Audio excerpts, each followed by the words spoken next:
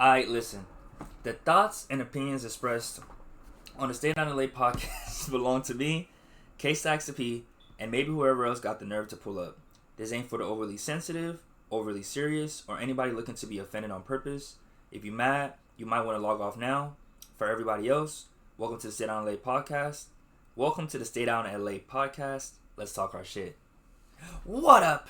It's your boy K-Stacks the P. And welcome back to another episode of the Stay Down LA podcast. This is episode 47. Episode 47 of the Stay Down LA podcast. Welcome one, welcome all.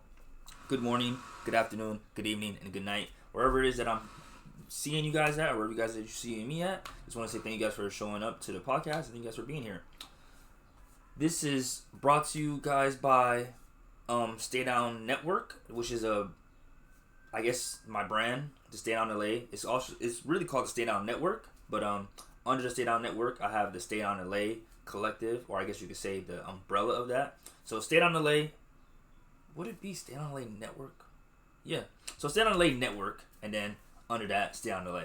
But nah. In particular, it was Stay Down Network, and that's like that's my hub. Okay, if you want to just think of it as like a place where I reside, anything that's K-Stacks related, or everything that's K-Stacks related, is going to go directly under the Stay Down Network. And under the Stay Down Network, we have Stay Down LA, which is my Instagram, where I post all my reels, my content, any form of content that I make.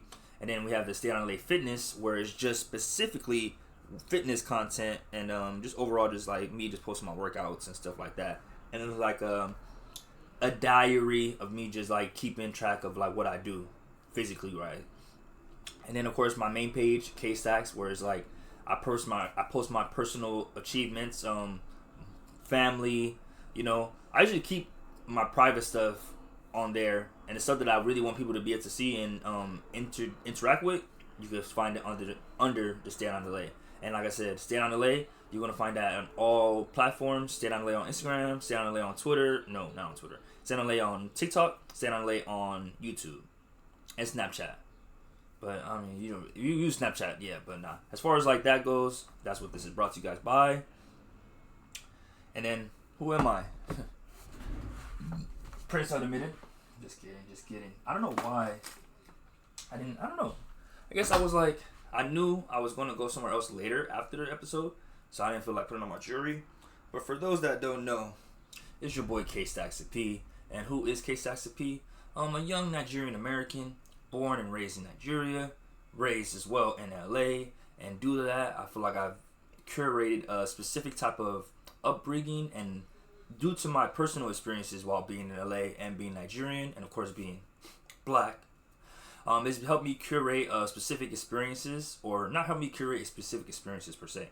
The specific experiences have helped me curate a specific, I guess, thought process or just overall outlook on life, which I appreciate and which I am also grateful for. And with that, I kind of just come on here to share my experiences and basically how I view everything through my lenses and my POV. So if you're expecting politically correct, or if you're expecting a certain reaction, you're probably not going to get that here unless you're familiar with me, familiar with my content, because I fuck with, I fuck with the socials, I fuck with the mainstream, but I do my own thing, I'm not gonna cap and say I'm anti, but I'm ratchet, you know what I'm saying, well educated, and I feel like, who is it? Me. What's up? Oh, are you naked?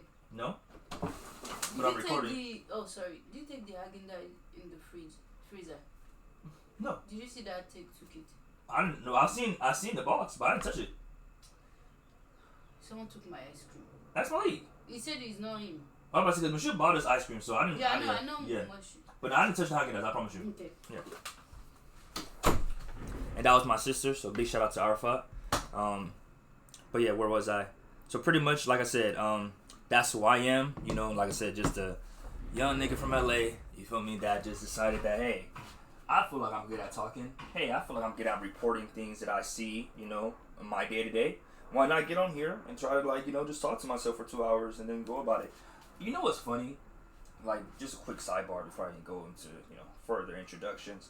I always wondered why people don't do podcasts by themselves. Like, big shout out to Demona from Don't Call Me White Girl, and of course Joe Budden Podcast. And a big shout out to the Joe Budden Podcast, as that was one of the, I call it spade a spade, the Joe Budden Podcast and academic streams, very big or very influential for my motivation to even get on here and really be like, you know what, let me put myself out there and do my own thing. But nah, like, I always wondered, like, why nobody be just talking to themselves? Like, I don't know, I never, like, now that I'm 47 episodes into the podcast, I was thinking today, like, maybe, oh man, I wonder how it would be if I had like a guest on here. But like, I don't know if anybody could really match my conversation style, you know, and really just be here with me and really be in the moment. So, you know, in the future, like I said, I definitely want to have a guest on here. Like I said, my nigga Donovan, my nigga Devin, for sure. Easy people that I could have on here that I feel like would like, especially Devin. Devin, I feel like that would be a funny ass podcast episode. But as you guys can see, once I put on one piece of jewelry, I gotta put on all the pieces of jewelry. I couldn't just sit here and be uncomfortable. But that's essentially who I am, and like I said, that's why the dynamic is why it is like this. Why it's just me. I just feel like I could just talk, and I just like talking about what I got going on and whatnot. So, not that I have a lot going on, but you know, I got a lot going on. You feel me? So, now that we got the introductions out the way, and of course, if you guys would like a proper in-depth on what the Stay Down LA podcast really is, just go to episode 1 on Spotify, Patreon. Yeah, I think those are only 2 places where you can go to episode 1. YouTube only has the visuals, so if you want to see the visuals, you gotta go to YouTube. So all my audio listeners, make sure you guys go for subscribe to me on YouTube at Stay Down LA. And then, you know, the YouTube, I ain't gonna lie, because like I said, I don't do no clips. I edit, but on my content, as far as like my TikToks are probably my shortest form of content. So the fact that I still be seeing views on these 2-hour, 3-hour videos is a blessing. So speaking of blessings, let's get right into it.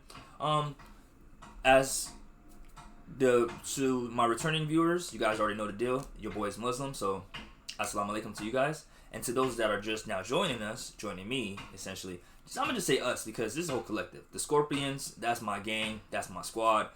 So essentially, you watching this video, you watching this or interacting with this, you're not a Scorpion until you become a Scorpion, but you're an honorary member till we welcome you in. So welcome to the Stay Down LA Network, Stay Down LA Podcast. And now let's get into the prayer. Like I said, I am Muslim, so if you have any issues with Muslims, probably exit. You know, like I said, if you have any issues, just listen to the disclaimer at the start of this video. But let me just do something real quick. Oh my gosh, man. So shout out to Keep It 100. Just want to give a big shout out to them because I was thinking about going to run. Let me not say I was supposed to because today was bike day, so that was the main course of action. I ain't gonna lie. But someone did ask me if I was going, and I feel bad because I said yeah. One is like, Caduce, whoa. You know dang well, even if you wanted to go, you know I was going to be a little tired. So it's not that I don't want to go. I just don't really have the energy for it. And after the 6 miles that I did on Tuesday, boy, my legs are still feeling it. Yeah, I'm gonna make sure to finish this whole thing today. But sorry, because if I pray, I gotta pray with my hands. So let me just open this really quickly.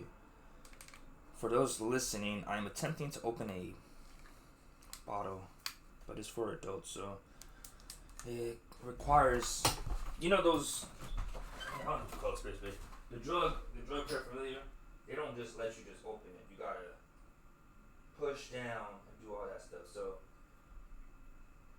push down. Hold on. Push down, close tightly while turning? That don't make no sense. So, okay, so if I want to close tightly, I put it to the left. If I want to open it, I push down while turning. And then I'm doing that. Let this happen. That's so weird. I'm pushing now. I'm twisting. Oh my gosh. This is not going to be a thing of my existence today. No, sir. I wasn't going to let it. I'm going to just probably pour out the contents. Yeah. Ooh, we got it open, so that's good. But yes. I wish the blessings to the dream beside Monarhim, Alhamdulillah, Rabbil Alamin, Monarhim, Maliki Yawmiddin, Iyyaka na'budu wa iyyaka nasta'in, ihdinas siratal mustaqim. Siratal ladzina an'amta 'alaihim, ghayril maghdubi 'alaihim waladdallin. Amen. Allah, I want to say thank you so much for waking me up today. I want to say thank you so much for another opportunity to record today's podcast. I want to say thank you so much for bringing me the audience.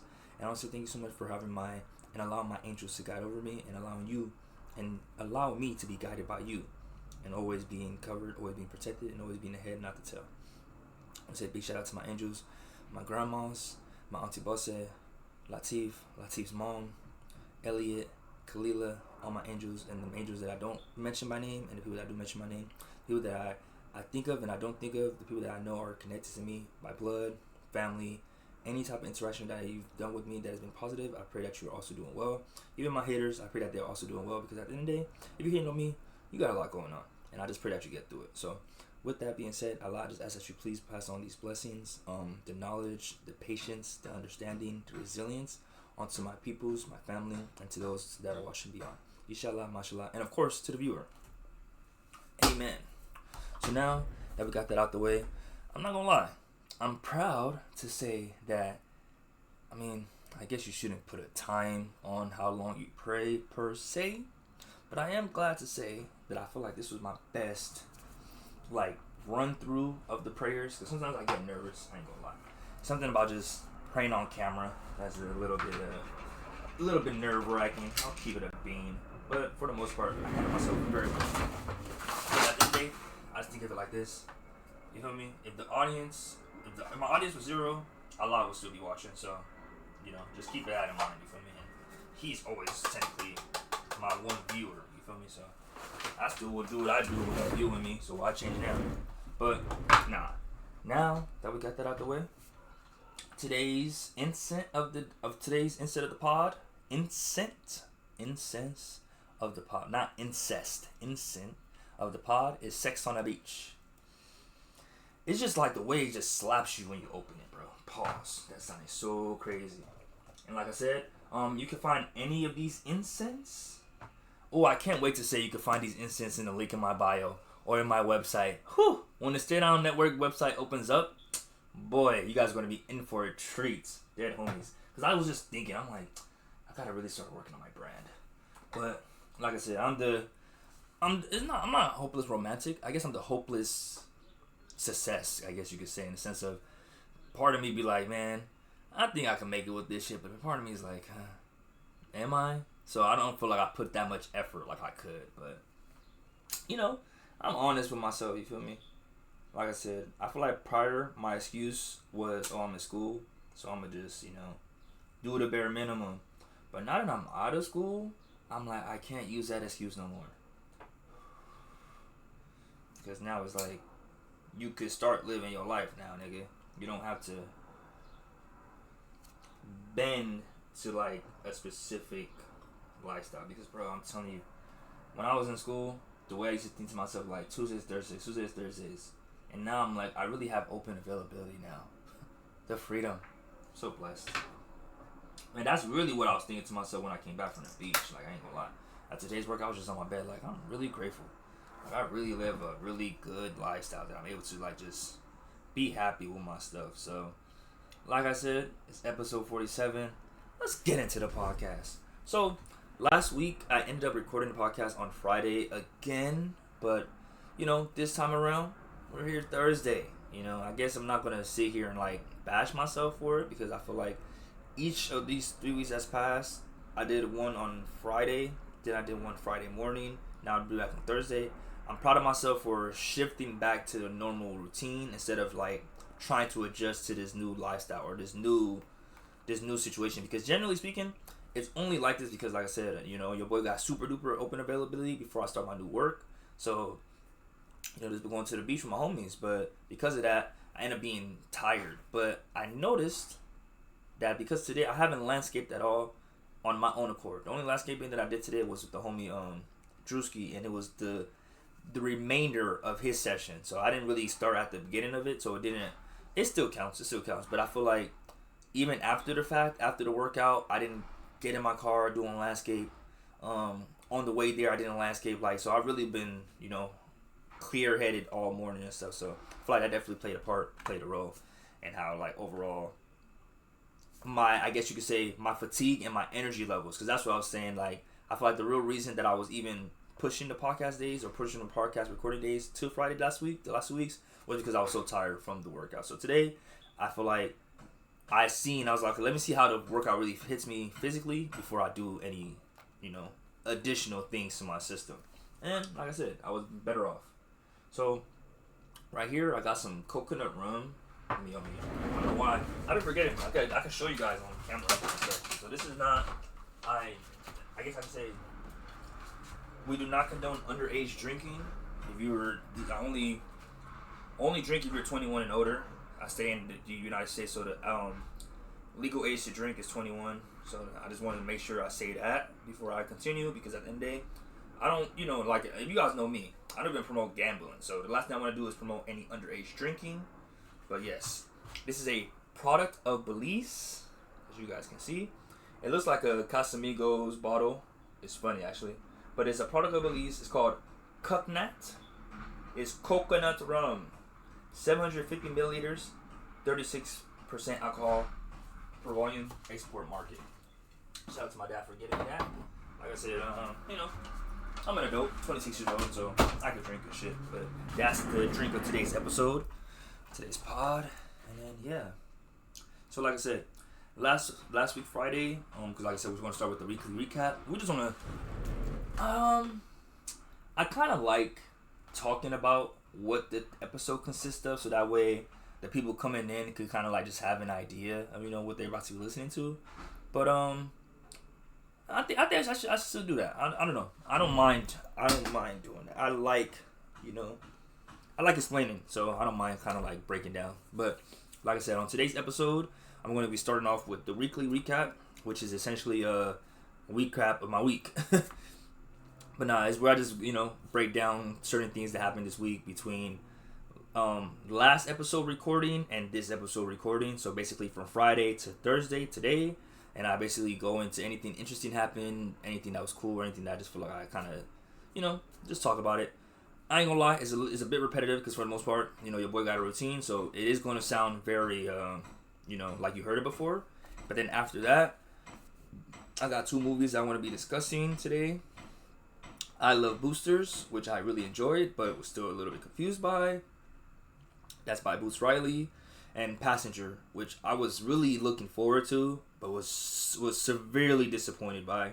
And then a new TV show that I started watching, Daemons of the Shadow Realm, which was made by the people that made, Full Metal Alchemist. So if you want to watch, if you look into any animes or any new shows to be watching, that when I get to the movies and TV show, that's your part. I'm gonna just be honest. The Euphoria, maybe I'm gonna just have to wait till the whole season comes out and then just binge it at once, because as you guys can see from, if this is episode 47, after episode 43, I ain't picked that show back up. It's been hard. I ain't gonna lie, it's been kind of hard. I think it's because, like I said, they keep trying to push this OnlyFans shit with the girl shit, and it's just, I don't know, man. It just be so weird to me. Like, why y'all want every girl to be prostitutes? I don't know. But then we're gonna get into some stuff from Instagram and some stuff from Twitter. Essentially, it's still kind of the similar. The theme of this week is still Kevin Hart's roast. I definitely will say that. I'm gonna just be honest. The theme of this month has just been, which side are you on? I feel like in the sense of like, are you in the plight of black people, or are you on the side of like, I fuck with black people, but I fuck with white people too. And that is weird, bro. Because like I said, I feel like I'm a mixture of the two, in the sense of like, I fuck with white people, but I feel like we should hold them accountable. And if we're not gonna hold them accountable, at least educate them so that way they can hold themselves accountable. Maybe that's the best way to do it, right? Instead of like saying we should hold people accountable, let's educate them so that way they can hold themselves accountable. Okay? But that's essentially what today's episode is gonna be. Start off with the weekly recap, go into some movies, and then we're going to go into some Instagram topics that I pulled and I feel like was interesting to talk about. So before we go any further, let's take a shot at this coconut rum, kakazan. Shout out to my niggas, man. Shout out to my people. Shout out to everybody. Shout out to LA. Shout out to Nigeria. And shout out to my parents for, making me. Thank you.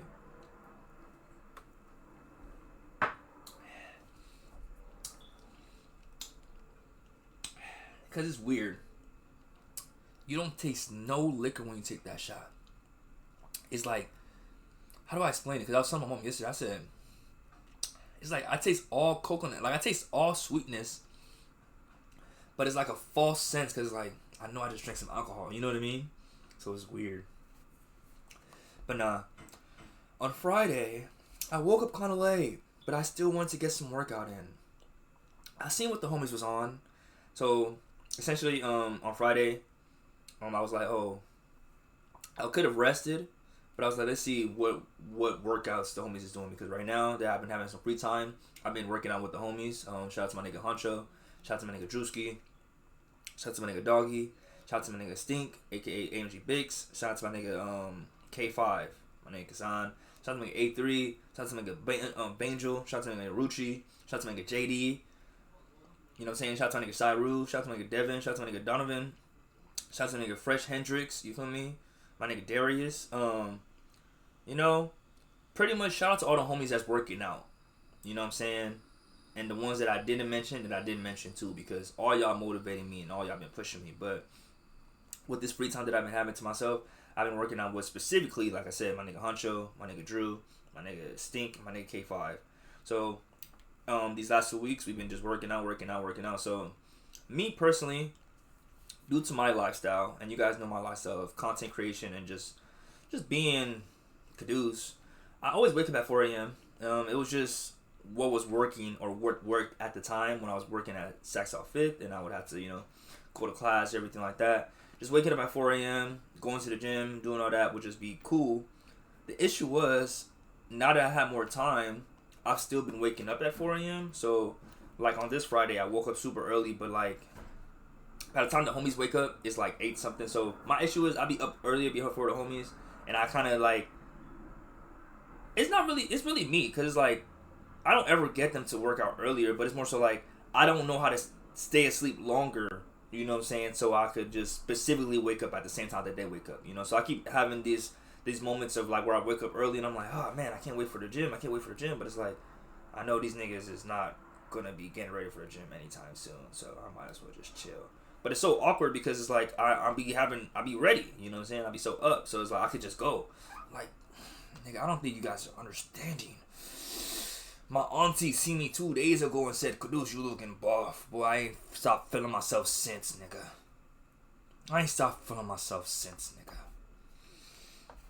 Can you guys tell the liquor is hitting me already?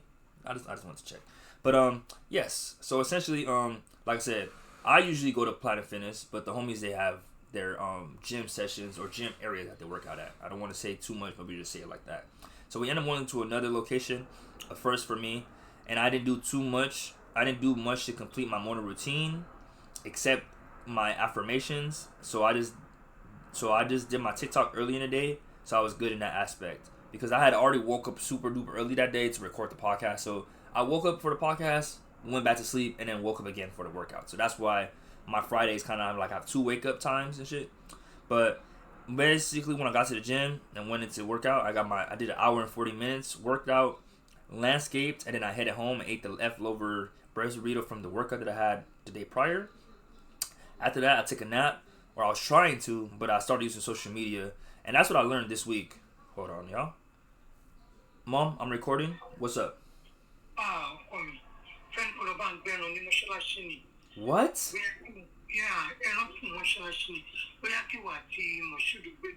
Or Mashud and Arafat could go take the Dodge. Or then just tell Mashud to go get it. I'm recording. And Mom, why you didn't tell me when I literally was on the phone with you earlier. You didn't say nothing about this. No, because and he called me, said he already one company the one we want to go on we bought some of them and they been at 7:30. Yeah, that's someone should. If it's just a pickup, right? And then I can help him take it out. Yeah. Okay, thank you. That's not. Yeah, I'll help him when he gets here, but I'm already recording right now. Okay, let me call him. Yeah.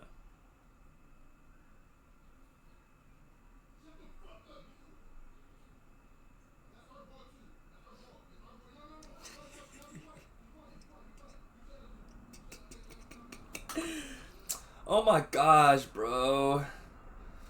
Y'all, I'm telling you, I'm so grateful for my parents, and I'm so grateful for my mom. I'm so grateful for my mom. I'm so grateful for my mom. I have to say that because I really don't care how I look, but I'm like, sometimes, the internet is such a scary place and a crazy place that you gotta realize, you gotta realize how people interpret things. What was it specifically? Bro, it was specifically a TikTok that I seen that let me really it really put in my head that, bro, perspective really is everything, fool. Because like I said, how people interpret things is how they, But I'm gonna get into more detail about that when I get to that portion of the episode. But essentially, I just wanted to say that, if my mom sees this, I'm sorry, mama. It's not that I want to have attitude. It's not that I want to talk to you that way. I would never disrespect you. I just thought it was coincidental because literally before I started recording today's episode, I literally was on the phone with her. I was sleeping, right? Took my nap, woke up from my nap, and she called me. She had missed calls from her, so I called her back. I was like, "Oh, what's up, mom?" And she's like, "Oh, she was calling me because she was buying some Chick-fil-A for my little brothers and stuff. And my mom knows me that if she's buying food for the house and I'm home and she doesn't ask me if I want anything, I'd be feeling some type of way. Duh, come on now, why wouldn't I? But essentially, nobody. That's how you know I'm a Scorpio, because I always know how to make it to where I'm the victim. But essentially, nobody decided to wake me up. Nobody decided to check on me. Nobody decided to say, "Hey, Caduce is home." You know what I mean? Like, let me just try to get his order. But it's cool because I'm a grown ass man, feed my family, make my own money, so I can go get my own Chick-fil-A after today's episode. But I just wanted to say that she wanted me to go do a pickup at my masjid, but I'm like, ooh. If this wasn't, that's what I'm saying. It's my fault for real. It's really the issue that I have here is my my methodology. You know what I'm saying? Like I said, there's no secret. I record these podcasts live on Twitch, and then I download them, and then edit it in CapCut and stuff. And if it is a secret, now you know, nigga. And then, of course, I got my handy... Oh, whoa. Because I forgot. That shit be showing the address. But basically, I use my other phone to record it with voice memos, and then I use the phone. So the phone is always the audio, and in a sense... the Spotify. So anything audio, I record it through voice memo, and then anything visual, I record it through Twitch. But I say all that to say that I wouldn't have no issue helping my mom out if I could just pause this and be right back. But I don't know how to do that yet. The only thing I know how to do is stop it and save replay. AI highlighter recording will start. Oh, so I could, I forgot. But nah, I just say that to say that, sorry, mama. I would have helped you go do that pickup with no issue because, as I would get into my weekly recap, I just been realizing when it comes to my parents, if they ask me to do something for them, I should just do it. Especially if I have the chance and the ability to, I should just do it because my parents really care about me and my parents really do a lot for me. They sacrifice so much for me. So the least I could do is, do an extra pickup. I just, like I said, for me, I think it's like, I was thinking about it today. I was like, it's the issue of being too performative, Like, in society, I have to keep on a face. I have to low-key treat everybody with respect, be nice to everybody, and then, just be a good guy. I'll put it like that. When I come home, I still have to be a good guy, but I get to be a little more relaxed. I get to be a little more, And I remember this quote, or not this quote, I remember this excerpt that I read, and I was pretty much saying that, be careful who you show your real side to, because, in society, you're taught to always, kind of the same thing I just was saying, but, you're always performing. You're always giving your boss a smile. You're always being respectful to everybody. But then you come home, and you, turn it off, and you start being, essentially, highly irritable. You know what I'm saying? Your patience is way thinner at home. And it's like, I want to make it to where, because that's what I was telling myself. I said, I don't want to be in a always performative state, but at least with my family, I want to at least keep that mindset in the back of my mind. I know you a little more relaxed right here because it's your people's, but still keep that same mindset of, you don't want to hurt their feelings. You don't want to disrespect them. So that's why I was like, I was telling mom, I've been trying to tell her, hey, when it comes to me, you know how I am. And this is me just saying this respectfully to a son, to mom. Just when I'm out and about, I'm so more than likely to do an extra stop, do this, but once I get home, mama, I do not be trying to leave. But, you know, like I said, for my mama, I do anything for her. So, getting out of that comfort zone of being, like I said, so lazy too, but also, like I said, remembering that when she talks to me, don't get too comfortable being like, oh yeah, this is my mom, I have to put on like a face. Like, no, this is mom. If anything, put on the best face. You know what I'm saying? Be the most respectful for her because I don't play about her. You feel me?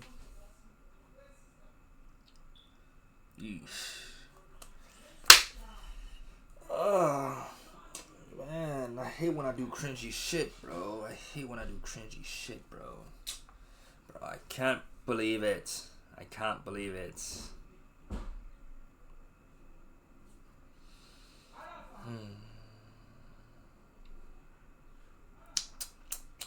But, I might as well tell you guys.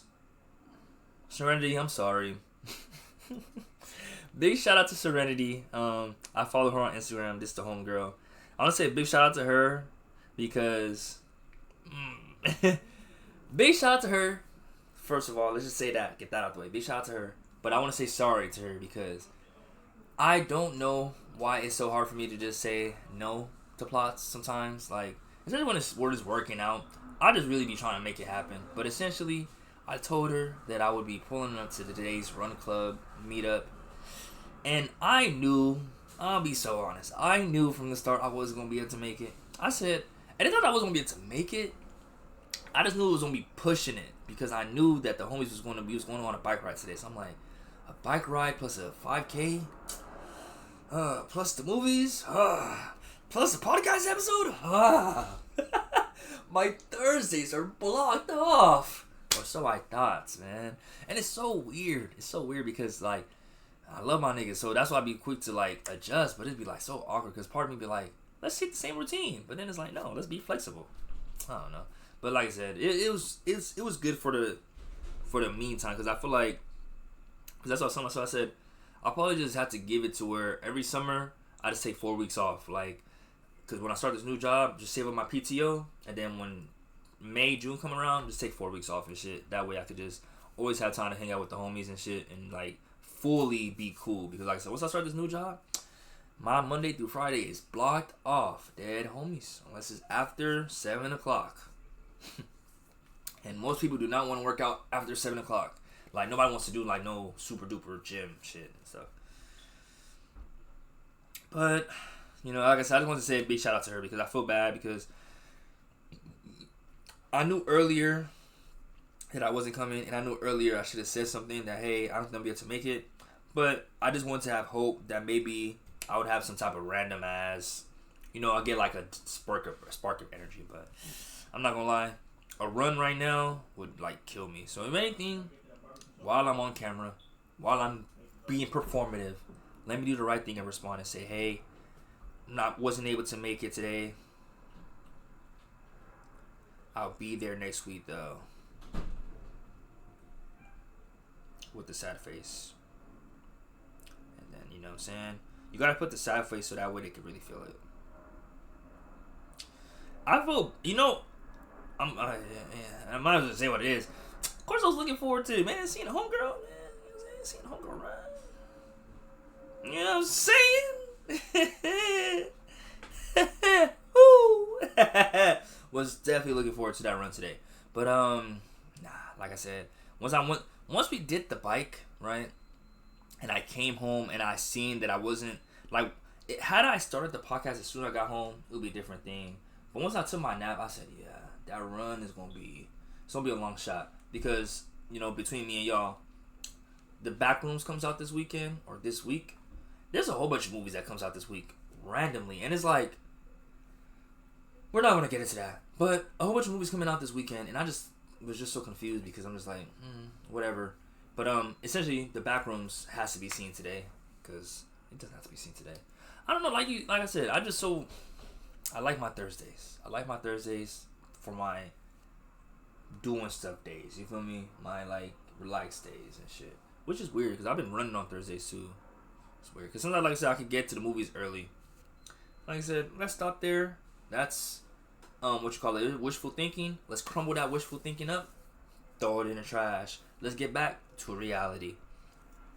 So essentially, after I ate my leftover burrito, I took a nap, or it was supposed to be a nap, but then I started using social media. So I ended up using social media for an hour and do. Sometimes my grammar be killing me. But then I take a nap and then I wake up at 4 for my movie time. We Love Boosters. I get going and then I get up and then I go landscape in the car and then I head out, make it early and watch the movie and then headed to Inferno after heading home and then ate it, called it a night. I got the boneless wings on accident at Inferno. First time for everything, but it wasn't that bad. I just say that to say that, like, because I'm like, why did I even have to, like, acknowledge it? Because boneless wings, if you go to the wrong place, let's just say in general, boneless wings are not good. I really thought boneless wings were good till I realized the quality of them. Dang, man. Shout out to my ex-bestie, because she ain't gonna lie. Like, it's a long time ago, but Wingstop has a deal, 20 wings, $20, or 20 wings for whatever price, but it's all boneless. And the first 2 times I got it was cool, but then I got it one time and I was like, yeah, see, this is why boneless wings is a hit or miss, and it let me know. But when I was going to Inferno, I did an order pickup and I didn't check, or I didn't ensure, because one thing about me, I will say, once I go to some place consistent enough, I kind of know my order and I know the pricing. So I always know, I be knowing immediately when a price increase is happening, because I be like, I've been coming here for the last 2 weeks. It's been $19.99, $19.99, $19.99, and now all of a sudden it's $20.99. Y'all went up. I won't press them. Hear me out. I may not press y'all, but I take a mental note and I never come back to your restaurant. If you don't tell me, at least. Then again, I'm capping.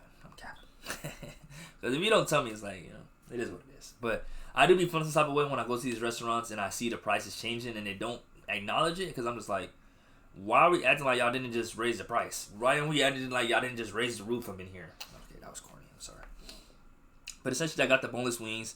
I seen the price. The price was definitely grabbing my attention, but I didn't do anything about it because I just thought, you know, hey, it might just be what it is today. But then when I got my order, it was boneless wings, and I was like, oh, yeah, this was not what I meant to order. Which is so funny, because like I said, when I was fucking with the boneless, I was really just fucking with the boneless. It's so crazy to see me now just being like, I'm a bone-in guy, let alone a drumstick guy. Like, I didn't used to be a, flats. I was never really a flats nigga. I was never like a flats connoisseur. I was just a trendy guy. Like, everybody was saying, get flats. And I thought, okay, the flats are easy to eat. I kind of prefer the drumstick. I ain't gonna lie. It's lucky, just dip that bitch. Delicious. But nah, on Saturday, happy, blessed, and high performance Saturday. Woke up and knew the plan was to run, but I didn't know. Oh my god, man, this is when I lost them, which is so crazy. I swear, I feel like I'm gonna find them, and it's gonna be the most funniest thing ever, because now I got 2 fucking beats. But essentially, right, guys, on Saturday, I'm going to just read the review, and then I'm going to go into specific details. Woke up and knew the plan was to run, but I didn't know if I was going to get into anything else after. So I just woke up, handled my morning routine, and then made a TikTok movie review for the I Love Boosters before heading out to Lamont Park for the run. The run went very well. I see Mariah. Big shout out to Mariah. That's why I'm like, in case I don't remember you guys, don't feel some type of way. As soon as I got to just, you know what I'm saying? So after the run, I landscaped and then reserved the movie time for 12:35. I was like 10 something, so I was like, okay, I can still go home and change. So I went home, changed, freshened up. After getting home, I got ready for the movie. Head out to AMC for the movie, and then I got some Restless Pretzels. I was so early for this movie that I literally was like, we're not gonna get no outside food. We're gonna get something to snack on. But my issue is my eyes are always bigger than my stomach, bro. So when I knew I should have just got 1 Restless Pretzel, no cheese, no milk. I should have got a 1 Restless Pretzel, no nothing, just a spicy mustard and some ketchup. Should have took my fine ass into AMC, because I don't call myself anything other than handsome, fine. I say I'm beautiful sometimes, you know what I'm saying? But I generally be like, I'm a fine ass nigga. But I took my fine ass into AMC. I should have went in there and not bought nothing. Not a damn thing. But guess what my ass did? I got to AMC, or I got to the mall. I went to Wetzel's Pretzels. I got 2 cheese pretzel dogs. I'm so fucking big backed, bro. Because I get these things and I be like, damn, why do I have so much leftovers? But it's like, why am I ordering so much in the first place? But it's genuinely because, like I said, my stomach is so it's so unpredictable. There's some days I might just eat one thing a day, and there's some days where I'm like, I need breakfast, lunch, and din and dessert, and dessert for dessert. But it wasn't one of those days because essentially, like I said, I must have just been feeling myself. I'm gonna be honest. I must have just been feeling like I'm big money because I really went to get the Wetzel's Pretzels, got the 2 dogs. I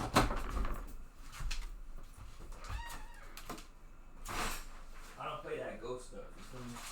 But if it's any of my angels, any of my guardian angels that's in the room with me, and you guys are enjoying the podcast, you know what I'm saying? What can I say to give me a sign? Put something in the trash, make something fall. I don't know. Blow some wind in here. Like, if you guys are trying to make your presence known, do something to make your presence known. If not, I'm gonna just assume y'all in here, but y'all too shy. You feel me? My bathroom door just opened up, so naturally I have to go check it out. You feel me? I'm the man of the house. I gotta check every door that opens up. What do I look like? The only way I'm not checking something is if I'm in the woods and I'm supposed to be on the way home and I'm not, you know what I'm saying? And there's nobody that would literally know if I went missing there. I'm not checking it, bro. What do you look like? I'm going about my day. Bismillah. I'm going about my day, fam. I'm going to safety. But because it's at the house, I can check it. It's my closet. It's my closet.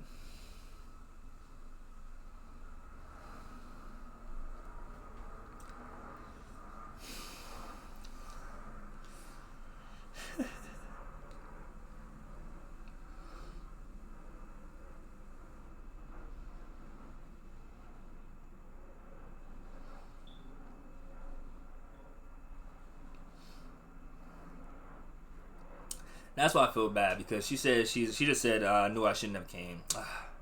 She should have came. I ain't gonna lie. If there was a 90% chance of me going or not going, and there was a 10% chance of me going, it was all because of her. Cause like part of me was like I said, when I go to these run clubs, the reason that I was like okay with not going today was because I ran 6 miles on Tuesday. So I'm like 6 miles on Tuesday, 3 miles today. That would have been 9 plus another 3 on Saturday. That would have been 12 for the week. But I'm okay with my 6 for the week. I'm okay with my 9 for the week because I'm probably run on Saturday more than likely. You know, I'm so blessed. That's what I'm saying. Like to the point where now I'm like I have a schedule that allows me to be able to run enough. Because I don't want to say I'm going to run more. I think my issue is I keep trying to get a lower pacing so quickly that I forget that like I haven't been running for, like I said, a couple months. I haven't been running for a year yet. So it's like I should just be really proud of where I'm at now because it's like it's nothing but improvement. It's nothing but I can only get better from here. But like I said, I just want to give a big shout out to Serenity. I feel really bad. I really wish I could have won. I should have won. Even you know what's funny? I think it's because knowing myself, I wouldn't be proud of myself if I would have went there and underperformed. Like I have a level of performance that I give to myself that if I was to go there and like be on some BS, I would have been like nah. I would have not fucked with myself for that. So that was like the main reason keeping me from going because like I said, I already went to the gym. I already went to ride my bike today. You know what I'm saying? Like I said, leg effort. You know. But yeah, so shout out to her. Feel bad. But nah, back to the main story at hand. Your boy was feeling like big money. Was feeling like a fucking big bag, and I ended up getting 2 Wetzel's Pretzels. And I had to be specific. 2 cheese dogs for Wetzel's Pretzels with the cheese sauce. Whew. Went to AMC. Showed them my ticket. And I thought to myself, what else could I get here? I don't know why. I did this, bro. I don't know why. Especially after the last time that I got some food from this AMC in particular. And I was like, damn, man, I feel like I wasted my money. I should have known. I should have known, right? But, you know, hard head makes for a soft ass, or so they say. I seen that today, so that's why I used it. I'm sorry. But, the secret word, I don't know what the secret word is going to be, so I'm going to just act like I didn't say that. But, essentially, I was like, fuck, man. I think I want some mozzarella sticks, right? I go up the stairs, I get in line, I'm like, let me get the moz sticks. But let me get the mozzarella sticks with the buffalo sauce and add a cheese sauce to the side. So now I'm like, and the main reason was, I'm gonna be honest, the AMC cheese sauce, fire, but in particular, the Russell's Pretzels cheese sauce is too salty. You know what I'm saying? That's the problem. And I just want to give a big shout out to my camera. Big shout out to my camera. Big shout out to my computer. You know what I mean? I don't care. This is my podcast. Can y'all tell the liquor is hitting me? It's hitting me. I guess this was like a review of how the liquor is making me feel. I feel relaxed. I feel comfortable. You know what's crazy? Bro. What's fucking crazy is I received this bottle of wine from my coworker, or I guess I should say my boss, from my last job when I told him I was graduating. And I told myself, I said, Caduce, you better not touch that motherfucking bottle till you graduate. And now I've graduated. So now I technically can open this wine bottle. I am so proud of myself. Man, liquor be having me in my feelings, fool. I ain't gonna lie. That's one thing I will say about the liquor courage or whatever. For me, the shit that I be, yeah, I guess it is. That's inhibitions, right? The things that I be worried about, bro, I wish because honestly speaking, I would call it probably cruise control, because me, when I'm active, I'm very much thinking, I'm very much brooding, I'm very much, coming up with stuff. When I'm in autopilot, which I feel like the liquor puts me in, I'm able to just focus in the moment and then really not care. But the issue be, I'm so forward thinking, I'm so forward planning, I'm always doing like two or three things at once in my brain, that when I get in the liquor and it affects it, I be feeling so bad. But I just say that to say that I'm feeling how the liquor's hitting me. I'm noticing that it's making me more talkative. I'm noticing that it's making me a little bit more, empathetic. I'm getting a little more, I'm caring more. Like I can feel my heart in a good way. You know what I'm saying? Like I'm loving. I can feel the love in my body swelling up. You feel me?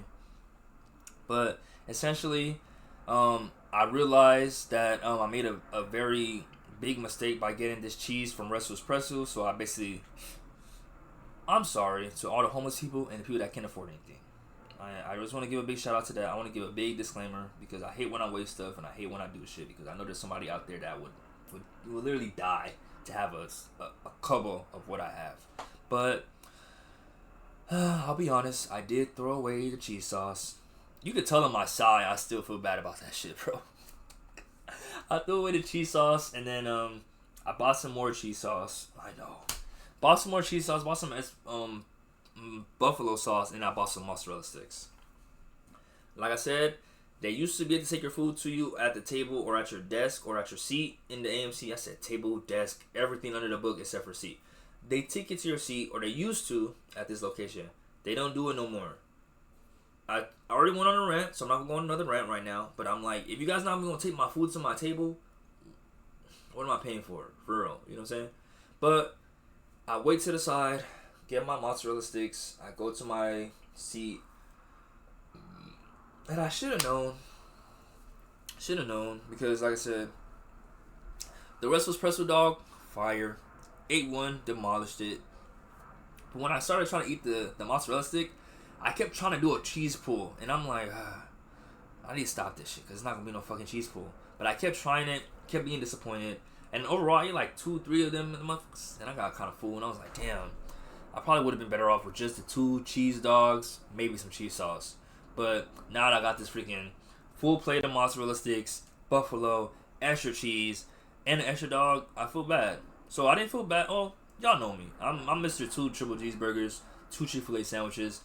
I just know myself. I know I'm gonna get hungry later. I don't give a fuck what nobody say.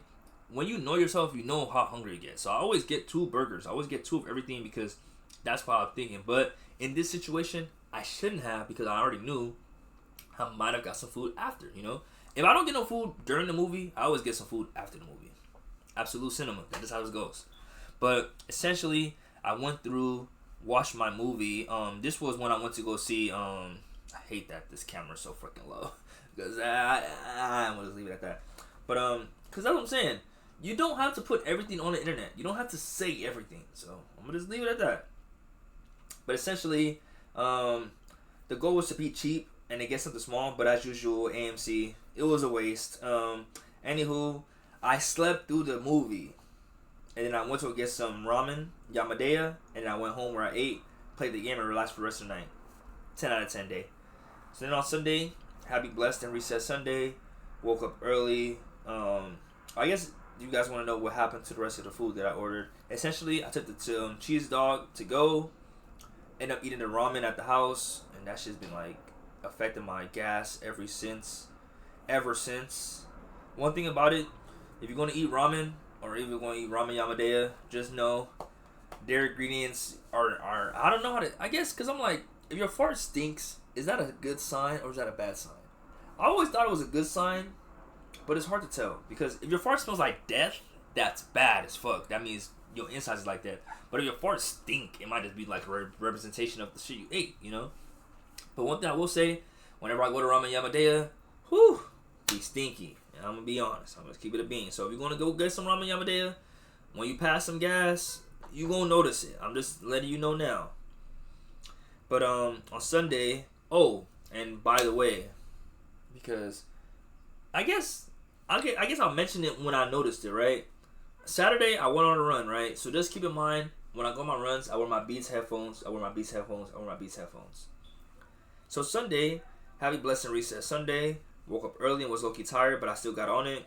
Had to decipher my plan and decided to do laundry first. Then I did the bathroom second because I told you guys last week I didn't clean my restroom. I didn't have to, but I was like, I like to do it every other week. So now this weekend comes by, I'm not going to clean it. Next weekend comes by, cleaning my restroom. You feel me? But like I said, did my bathroom second. Decided as well that I want to clean my hair because I was hoping my mom will be able to pick it out. You guys, for the viewers that's noticing, you guys probably can't even tell for real. It's like a personal thing. Like, it's like I'm overthinking my hair because of the way it's like twisting and clumping up. But in reality, I just haven't had it like a full wash and go to where it's like my hair is locking up, right, at the top and at the ends, and it's making me self-conscious. I'm gonna just keep it a bean because I don't know if there's anything wrong with it, but I've just been assuming that based off these videos that I be seeing of people having locks in their hair. Like, I guess because I'm a hypochondriac, and if you don't know what a hypochondriac is, a hypochondriac is somebody that hears symptoms of anything. It could be a disease. Literally, the most common is disease. So, for example, someone could be like, oh, this is gonna sound, I don't want to say cancer. I don't say someone could be like, I have cancer. I don't think that. But someone could say, because I'm like, I want to say something that's reasonable, right? Because I've had a couple of country guys, but pretty much someone could say that they're feeling something, right? Or someone, what is it? How can I explain it to where it will make sense for y'all? Pretty much, you could hear about a phenomenon, I guess you could say, and start essentially, like, if you, because, like I said, I'm going to just stick with diseases, right? So you could hear that somebody has, what's it, because I'm like, it's you essentially not having no symptoms, not having no sickness, not being affected by anything, but you're just so mentally, I don't know how to say it without sounding crazy, right? But like, you just think it's so hard that you start feeling the symptoms, right? Like, I've felt, it sucks. I feel so bad because I'm usually very good with examples. I'm usually very good with explaining.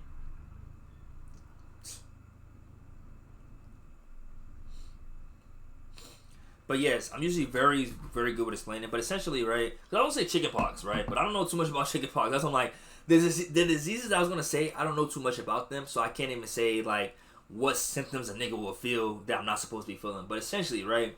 Someone could say, oh, I have chickenpox. Because I'm a hypochondriac and because I'm a hypochondriac mind, if I start hearing the symptoms, if I hear one thing that I feel like I align with, for example, you might be drowsy. If I hear drowsy and I've been like, oh man, I have been drowsy, I have been this, I start thinking so deep that I'm like, oh my God, I must have that disease, you know? But essentially, I say that to say that, like, once I seen the videos with the niggas that be, mind you, it's videos of people that's had their hair locked for years.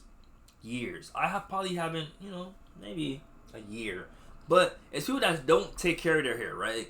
It's videos of people that don't take care of their hair. It's people that don't wash or do nothing. And I'm seeing the hairstylist or hairdresser basically had to cut through it. So when I see my shit locking up, I start thinking, like, damn, is this the shit that the ladies in the videos be like cutting out? So I be worried and I be trying to, isn't that trying to make my hair look a certain way? But it's like, how can you make your hair look because I'm like, I was about to say, how can you make your hair look a certain way? You can, but I'm like, I have a specific image that I assume that my hair, like, I guess I be a feeling that my hair is supposed to be perfectly aligned. Each follicle is supposed to be at the same height. Like how I have some twisties that's longer than other. It be irritating me. So I'll just be like in my head about it. But it's like nobody around me ever says anything's wrong. Like nobody. But then again, I'm like, would anybody ever like? If my hair was looking crazy, would someone ever come up to me and tell me? I'll be honest. The only person I know that would have told me, my ex bestie, for sure. But the reason I'm saying that is because she's part of the reason why I'm even in my head about it. Like, she was one of the ones that was like telling me when she filmed, she was like, damn, nigga, this shit kind of tough. And I was like, damn, is it? So I just, every time my hair feel a little hard, I be getting scared. I'm like, damn, like, is it not supposed to feel like that, you know? But I think it's a mixture of the landscaping, just the lifestyle I live, the product, and everything I'm just in. It's just gonna be like that because I'm like, I know one time when I had my auntie put my hair out, and she essentially put out all the ends. Below it was all healthy, all cool, all soft, and then it got back to this because my hair kept growing, you know? So I'm like, damn, am I gonna do that again? Or do I just want to keep it going and see, you know? But part of me, like I said, because I'm a hypochondriac, I'm like, I don't want to keep growing my hair and not paying attention to the quality of hair that I'm growing. You feel me? So I guess I'm just worried that I'm growing bullshit hair. So like even every other time I'm like, man, should I just cut my shit? Should I just cut my shit? And it's like I'm not even feeling like I should cut my shit because I don't want my hair. I'm just feeling kind of like, am I managing it the way it's supposed to be managed? You feel me? So anybody out there, you know what I'm saying? Anybody that does hair in particular, if you see my hair, let me know. Is my shit bad? Be honest. If you're too honest, I'm gonna delete the comment. But I'm gonna keep it. I'm gonna reference it. You know what I'm saying? I'll keep it in mind. But yeah, let me know.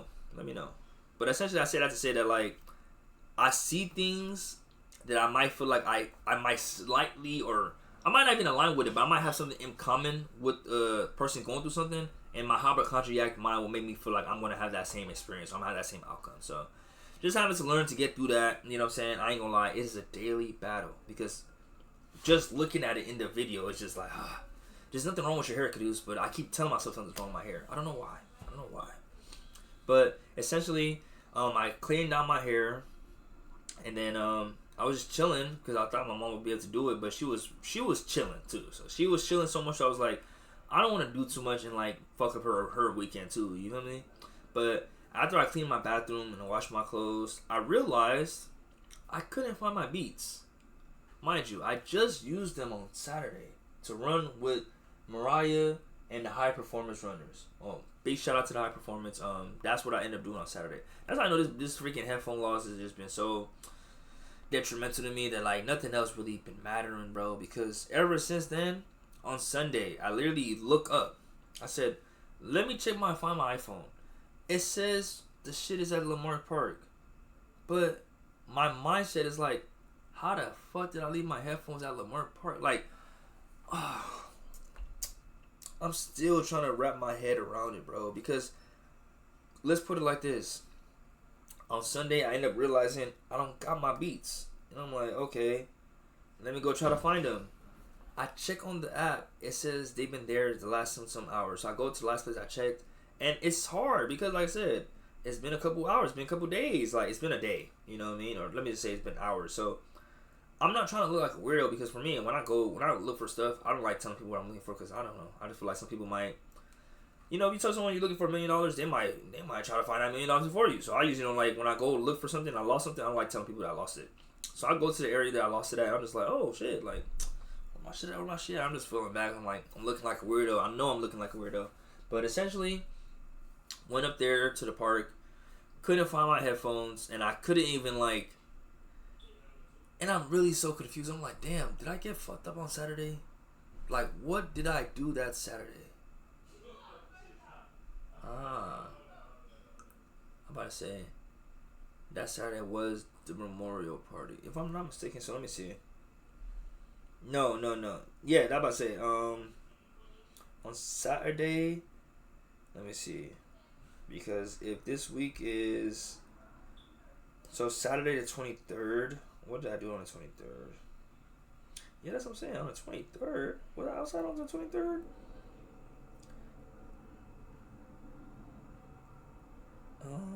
Yeah, it was outside on Sunday. That's what I'm like, man. Yeah. So basically, I don't know what I must have did or what I could have did on Saturday that affected my ability to ensure that my headphones could get back to my house because, like I said, I literally went to go do the run, landscaped, or not even landscaped yet. I'm gonna be honest. I went to go do the run, went home, went to go see a movie, and then came back home. And I'm like, where did I lose my headphones at? But I guess one thing led to another. I freaking left my headphones at the park or something because, like I said, I couldn't find it. And it's so crazy. So crazy. I love my hair. But I say that to say that, like, yeah, clearly I lost my headphones from the point where I left the park to getting home. You know what I'm saying? Because after that, those headphones were nowhere to be found. And then on Sunday, like I said, I tried to find them to the point where I really even went back to the park. Still couldn't find it, which I already knew was a freaking long. I already knew that was a freaking long shot. And I felt so freaking goofy. I was like, man, I try my best not to use certain connotation with myself. But I felt so goofy, I ain't gonna lie. Because I knew, I said, bro, if I was a nigga, and I just seen some headphones, some Beats fucking Solo Pros, and somebody left them, I do not think I'm gonna be. You know what I'm saying? Like, come on, fool. Come on.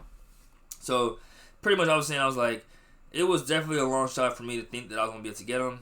But, I, just having time, I said, fuck it, let's go. I put up over there to the park, couldn't find it, was hurt, you know what I'm saying?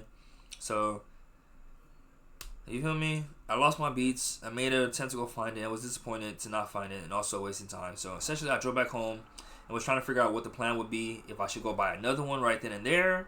But I ultimately decided to drive home. Then I got my fit together because, like I said, this Sunday was when we was going out. So, it was also in the game a bit, but it was just there for the party. And then came home. Like I said, came home. And then after my nap, I started getting ready. Landscaped, prepped for the night, and then I took some shots and I headed out. Made it, turned up the whole night with the bros. Then I came home, got some hibachi after, you feel me? And I headed home and then ate some and I knocked out. So now Monday, oh my god, I hate hiccups. Now Monday, happy blessed new week Monday. Woke up, but like I said on Sunday, essentially I just went out with the homies. Shout out to my nigga Honcho. It was the Memorial Day party. It was just all vibes, I could complain about one part, about one aspect. Like, literally, there's only one thing I could complain about. Which is basically just this girl trying to, like... She and her homegirl wanted to sit next to each other. But I guess where I was sitting at affected them in that. But the whole time, I'm just trying to sit where I'm sitting at. Because I'm like, as a nigga, that's what I'm saying. You don't be trying to... at least me, I don't be trying to be too thirsty all the time. If I'm trying to be thirsty, it's a time and place. So, there was some baddies next to me. And the homie's right to my left. So I'm like, I'm trying to give the baddies some space and shit. But these two girls come up and they're like, oh, like, can I sit right here? And I'm like, why don't you sit next to the girls? And I stay right here. She's like, I was asking her and I'm like, grown ass woman. Like, I ain't gonna lie. Like, normally, I'm so easygoing. But I was just like, You want me to scoot over more? Like, you want me to be further away from my bros? I can barely talk to these niggas right here. But now you want me to be further away so you can sit next to your homegirl? Whatever, bro. But then I started realizing how much of a bitch I was being, so I said, bro, fuck it. But I just didn't like her attitude.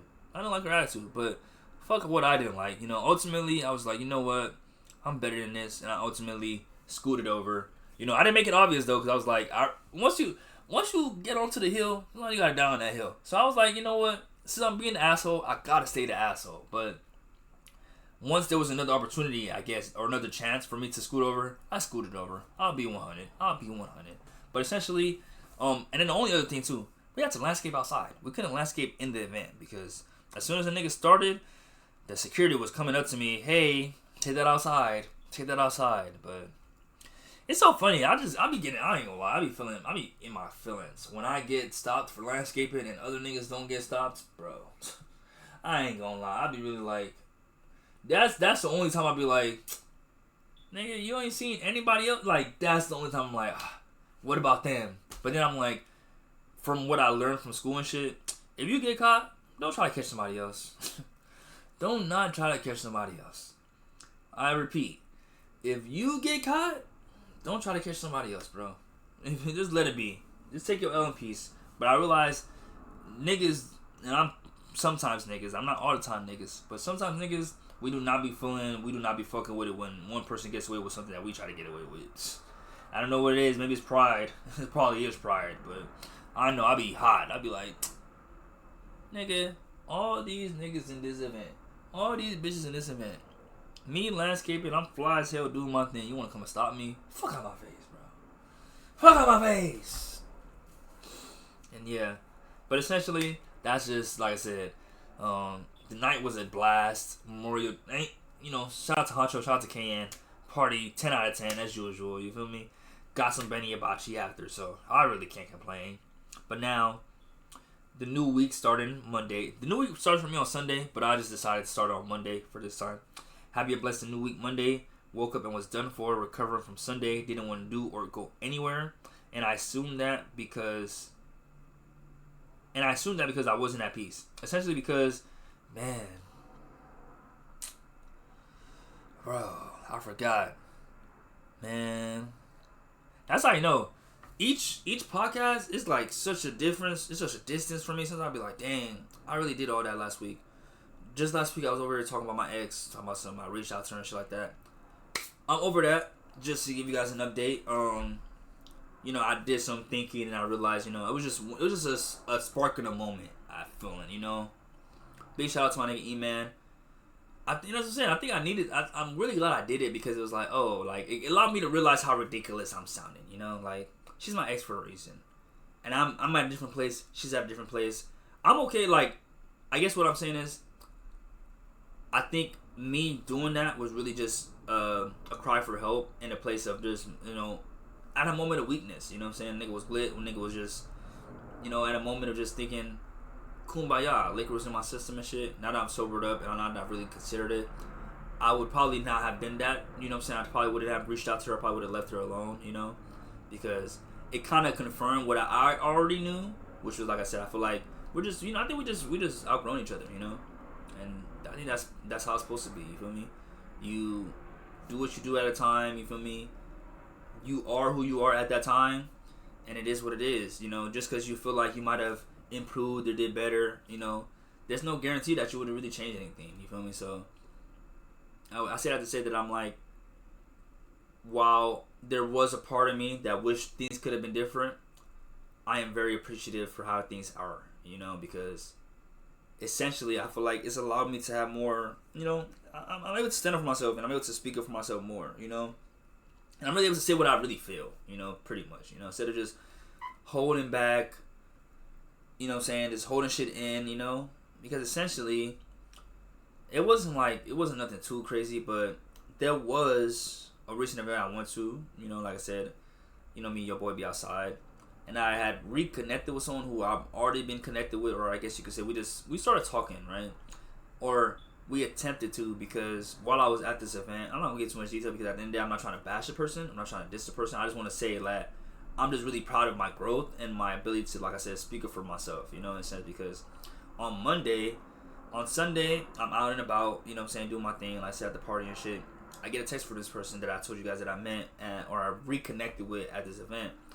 At the event that I was at, a random lady, you know what I'm saying, just seeing how me and this person was interacting, she was like, that's you right there. And I told her straight up, I said, that is not me.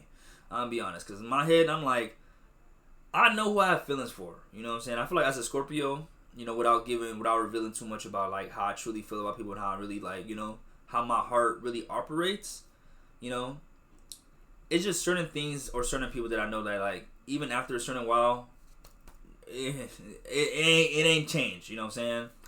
But I know with this person, I was like, I don't think I've ever had that, you know, with you. So when the lady was telling me, I kind of wanted to like shut her down, but I'm like, at that time, I kind of was like, I'm looking for a sign. I'm grasping at straws. I'm like, anything that will show me that I'm in the right direction, I'll take it. So I took her saying that like, oh, like this is you, like this is your wife right here, as like a sign. But then, based on her behavior throughout the night, it kind of let me know that, oh no, I think this lady's just drunk. You know what I'm saying? And she just see you talk to this person, so she just thinking one thing. Because essentially, after that, I pretty much tried it out, you know, and I was like attempting to get at this person, but due to, like I said, just me knowing my heart was at, and then knowing how I feel about this person truly, I just wasn't putting in that much effort. I wasn't being that consistent. I wasn't being that communicative. And, you know, as a nigga, right, most niggas probably can't tell, but as a nigga that gets bitches, a nigga that's been outside, you could tell when a girl's not interested in you, and you could tell like the way that she texts you, the dryness, the shit like that. When I feel myself doing that to a woman, I'd be so disgusted with myself, I ain't gonna lie. And it's not even on some like disgust with myself because it's like, oh my god, like ew, like on some shit like that. It's more so like, dang, you the same nigga that be hurt or in his feelings when girls give this treatment to you, and yet you're doing this to this person. So anytime I feel like I'm at that stage of fucking with somebody, I feel like that person will respect me more if I just let them know like, hey, I'm not interested. You know, like, you don't even gotta text me no more. I'm gonna just leave you alone. You can just leave me alone, because that's what I was feeling. I was like, you know what? If I was in this point with a girl, I would want her to just let me know, hey, Kadush, you wasting your time. So I pretty much was like, hey, that Sunday, me and this person that I said we reconnected. We were talking. We ended up hanging out, but I just knew, I was like, you know, man, it's not it for me. I'm not gonna say nothing derogatory. I'm not gonna say nothing disrespectful. I was just like, you know what? I'm not really feeling this one. So essentially, I just wasn't, like I said, I just wasn't putting energy into it, and I just didn't respect that about myself. So on Sunday, this person was like, you know, hey, let's hang out and stuff, and I was like, bro, I got you. Monday, I'm down for whatever. Monday came, liquor hit, fatigue hit, and I was just like, why did I say yes to this? And it was beyond, like I said, just saying yes, because I'm like, you know, for the right person, I probably wouldn't make that attempt, but I was just like, yeah, I don't think I could view this person in that light, you know. I was like, I think we're just too cool, you know. So essentially, I pretty much hit that person up and I said, hey, you know, I don't think we should continue like this way. I think we should keep what we have going. I think you know what I'm saying, I fuck what we have, and I respect and fuck with you too much to like even mess it up knowing what I know. Because like I said, I'll keep it 100. I probably would have been cool with just like smacking, but I'm like, you know what, I respect this woman too much, and I'm at the age where I'm like, just smacking with no attention is a little foul. You know what I mean? Especially like I said, what is this close? Like one night stands or one night stands. You know what I'm saying? This is what it is. But when it's like, we done hung out, we done did this, it's gonna be a lot harder for me to just skedaddle. You know what I mean? So I was like, you know what? And like I said, I feel so shitty when I don't get closure. So why do I not give people closure? So that's why for me, I'm like, even if I'm not interested, I'd much rather just tell them so that way they can have peace of mind knowing that, like, you know what, hey, you know, this nigga's not texting me back. Yes, I think he's not interested, but no, I could just let you know, like, yeah, I'm cool. Like, this is, you know what I'm saying, this is not it. So essentially I did that, and then, you know what I'm saying, so I just moved the cars, started getting ready for the gym, and then I remember I lost my Beats. So the plan was this: go to Target to buy some Beats, go to Food for Less to buy some water, and then go to the gym to work out, and then go to my uncle audit. But it got more complicated because when I actually went to the first Target I went to, they didn't have the Beats that I was looking for. So I bought some other items. Then I got ready to leave because I had to go to another Target. But then I seen my young boy, Dooley Jr., aka Latif's little brother. You know what I'm saying? Like I said, the person I'll be giving a big shout out to, my guardian angel. His little brother, I ended up seeing him at Target. Shout out to Latif Jr., shout out to Dooley Jr., shout out to my nigga Tapo. And we had a great catch-up moment, you know. Then I went to the Century Target where I was able to purchase both the beets and I got the water, so I didn't have to go to Food for Less no more. So now I went to the gym, but luckily for me it was leg day because that motherfucker was packed and I was stressed. But it was nice to be back at Planet Fitness. 1 hour and 30 minutes later, I leave and I head out to my uncle's house where I pick up some food that he had brought from Texas. Once I made it there, I had to go inside. I got the frozen fish and I got the ayamase. Then I got a call from Rafa's mom to go pick up some meat pie. So then I head over there to pick up the meat pie. Then after that, I talked to Raphael about school and my future plans. You know, just, you know, like I said, I know you graduate. The question is what's next. So, you know, expect that a lot for all my people that's in school. But actually, I just told him, I was like, yeah, of course I'm going back to, you know what I'm saying, get my master's and stuff. So I basically head home, landscape. Then I get home to where I take a shower and I get some inyo, but I never get to it or anything because I ate the rest of my leftover benihana, and that was freaking. The portion is so weird because certain nights when I get some hibachi, I could tear that shit up that night. But it's like if I save it to the next day, I'm eating that shit for breakfast, lunch, and dinner because that's exactly what happened. But you know what I'm saying? You know, I try to eat the rest of my leftover benihana and I'm trying to fall asleep, but I kept using my phone, which I forget, it keeps me up. So after I would take a nap and pretty much just watch TV and play my phone until bedtime. Then on Tuesday, happy blessed carne asada Tuesday. Woke up early, but I knew the homies was you know, like I told you guys earlier, I wake up early, but I know they wake up around 8 something, so I'm like, I'm still up early. So because of this, I just been waking up early, doing everything that I need to do earlier, making my TikTok earlier before I even go to the gym. Because at first I would go to the gym and then make my TikTok, but now I make my TikTok before I go to the gym because I got more time to do so. So essentially, after I made my TikTok, I did my morning routine, my to-do list. I headed to a different Planet Fitness where me and Drew ended up working out at. Shout out to my nigga Drew. After the workout, I landscaped and I headed home, ate some of that inyo that I told you that my mom made on Monday. I ate that with some goosey that my mom had made. Then I also ate some peanut butter and jelly sandwiches, you know what I'm saying? Shout out to my Skippy natural peanut butter with honey. You feel me? And then after that, I just took a nap. And then I played some GTA on stream. So after that, I got ready for my evening run because the runs are on Tuesday, Thursday, Saturday, and Sundays. So I got ready for the Tuesday run, headed out. I was a bit late, but it didn't really. The only issue with me being late today or that Tuesday was Butter wasn't there. So like, it was kind of like, you know, I don't want to say it. I'm not going to say it. Like, I want to make sure I don't say it in no negative connotation, but pretty much, you know, when the boss is not here and, you know, you just have the managers pretty much because the store director wasn't in the store because usually I feel like Butter, he kind of gives people more grace period and more time. Bro, when it was not him, when I say we started early, or we started on time, but essentially, whereas I feel like Butter will wait for like any stragglers, any last minute people running, boy, I'm glad I was running. I'm glad I didn't do no extra. You know what I'm saying? Because normally I do like 6 point something miles on Tuesday. This time around I just did straight 6, and I'm kind of glad I did because by the time I was finishing up, and I was only like 53 minutes. 53 minutes, bro. 53 minutes. That's like an 8 something pace. 53 minutes. It looked like they already did their little. It looked like they already had the after workout meetup. And they already was dispersing because by the time I caught up to them, it was people walking away, and I'm like, dang, okay, yeah, I think that's my cue to go. Because yeah, essentially, you know, it didn't change anything but the amount of miles I did. 3 miles in, I'm good, and that too, I ain't gonna lie, Tuesday. But then again, I did go to the gym in the morning. You know, on this specific Tuesday, you know, I will be honest. You know, because I'm like, hold on. Was it leg day on? Yeah, the leg day was Monday. Let me see. Yes, but I don't know what it was. I don't know why. I just felt like Because I was finna make an excuse like, oh, like the reason that my legs were so done for on Tuesday's run because I did leg day on Tuesday. But I think I was just genuinely just tired. Probably, like I said, my neighbors is talking. But no, I think just generally just fatigued from the earlier workouts. So I was like, because like I said, the first 2-3 miles I'm moving, but around mile 5, my legs started feeling heavy.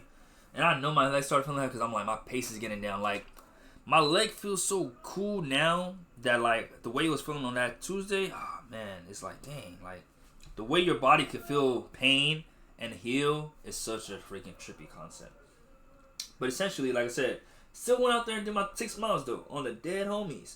I still did my 6 miles. Because I ended up walking. And I had to admit that because, like I said, I know I was tired because normally I'm able to do that shit. No stopping. But I'm like, damn. I started walking. I'm like, whew. Got myself a little bit together. I kept running. But it was just something about that, like, that initial start that let me know, like, yeah, I'm slowing down. I am slowing down. But, you know, all grace, and all glory to Allah because I was able to still finish that run, in my opinion, on a good time because I don't know why my phone would just have to fly out my hand like that. But essentially, like I said, made it back and then make sure my phone don't got no cracks on it. Ooh, it probably do. Probably just don't notice it. But yeah, after the run, I went to my car, took my after workout selfie, and then I started trying to landscape. But then I realized I was like, you know what? I kind of want some carne asada fries. So I was like, let me go to La Esquina. So by the time I was in my car landscaping, it was like 9:20 something, and I noticed that La Esquina was closed at 9:50. So when I say, because for some, and that's what I'm saying, I know I was tired on Tuesday's run because normally after my run, depending, I'm able to pretty much get on the landscape and get up out of there. When I say I was done with that run, I was just like, look, just chilling. Like I was just really just trying to recover. I was like, yeah, it's been a while since a run has hurt my legs, so I know. I'm like, yeah, this is one of them runs. But not to complain. I'm very grateful. But essentially after that, right, I stopped bitching. I finished the string with a 8:40 pace. Then I landscape again before going to La Esquina for an order pickup with some carne asada fries. Then it was weird because this landscaping had like a weird flavor. You know, it's very well. It's not my first time ever having like a bad landscaping experience, but like when I taste my landscaping, I'm like, I don't like that. And I did not like what I was tasting, but overall, it still had me faded. You feel me? But I finished it nonetheless. Came home where I ate and I fell asleep for the night. 11 out of 10 day. So now Wednesday, happy blessed and EDD Wednesday, because I woke up and I had my new job on my mind. So I did my morning routine and then I prayed and I went white and made a TikTok for the morning. After which I started to upload the onboarding documents I needed for my new job. So after that, I just headed out to the gym with the homies. But she needed a ride, so I ended up having to leave early. But when I got home, a meeting I had going on, or a Zoom meeting I had to do, ended up happening. So I couldn't even go pick him up. But it worked out for me because my dad ended up picking him up. So I ended up just staying at home for the rest of the day. You know, after I just went to the gym, I just came home, ate some rice and stew. I was on a game, taking naps, but it was a chill day. So, you know, woke up from a nap, started playing some Fortnite before getting my topic list together for the podcast today. And then that's how I got my 10 out of 10 day. So that right there is a weekly recap. And I must say, I'm very proud of myself for the timing that I did because now, spoiler review. Hey y'all, we're about to have a spoiler review. Gotta be careful doing that shit because some people take jokes not as jokes. So, speaking of jokes, I guess I could. Hey, the secret word of today. Maybe I'm too sensitive. That's not my word. Maybe that should be today's episode. Maybe I'm too sensitive for comedy. Maybe I'm gonna say maybe I'm too sensitive, so that way you guys can interpret it however you guys want to interpret it. But today's episode, maybe I'm too sensitive. The secret word of today's episode, I don't know. Fuck, cause I'm like, this is so unlike me. But essentially the secret word of today, comedy.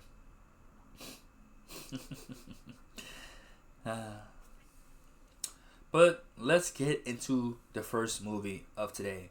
So we're going to be discussing I Love Boosters. And like I said, I might have my favorite YouTuber. We might react to because that's what I realized. I'm like, as long as I say I'm reacting, I could play stuff and like commentate on it. So that's what I'm gonna start doing. But essentially, what picture is this of Keke Palmer? That looks like such an old picture. I'm sorry, I'm laughing.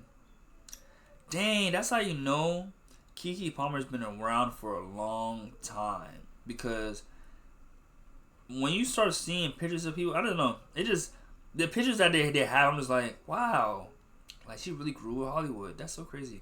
I wonder what happens if I look up Caduce Edu. Damn, yeah.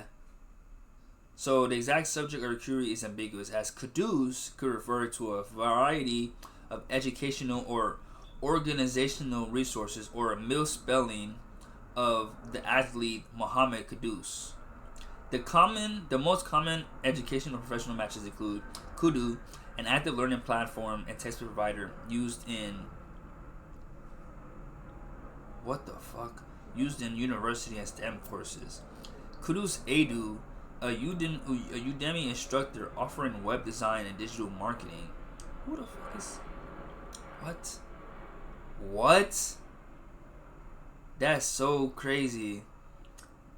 This guy named Caduce Edu is so weird because my name is Caduce Edu with an E. His name is Caduce Edu with an A. His name is, literally, he's an internet marketer, web designer, CEO expert, and teacher. But that's so scary. How do we have the same fucking first name and last name with just different letters? Whew, that's so creepy. But Kudos is a platform for academics and researchers designed to explain and track and reach the citation of university. What? So I'm not famous enough, clearly. Duh. But yeah. I don't know if I want to tell it what it is, you know? So nah. Clearly, I'm not there yet, but that's cool. Honestly speaking. Oh, what the? Why is it signed into... Man.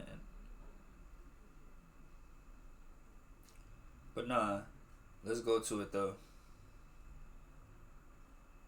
But yeah, that's, I just say that to say that, like, yeah, you feel me? I know that was a random ass tangent. I was just like, I just looked her up and I was like, wow, I never seen this picture of Keke Palmer. I'm like, oh shit, like, you can tell she's been around for a minute because this is like, she just looks so young.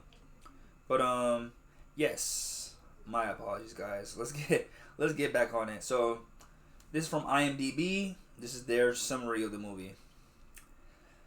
I Love Boosters 2026, rated R, 1 hour and 53 minutes. A group of shoplifters take aim at a cutthroat fashion maven by stealing her clothes and reselling them at a lower price at what they call fashion for philanthropy. Generally, I enjoyed this movie a lot. It was very visually appealing. Pacing was done very well.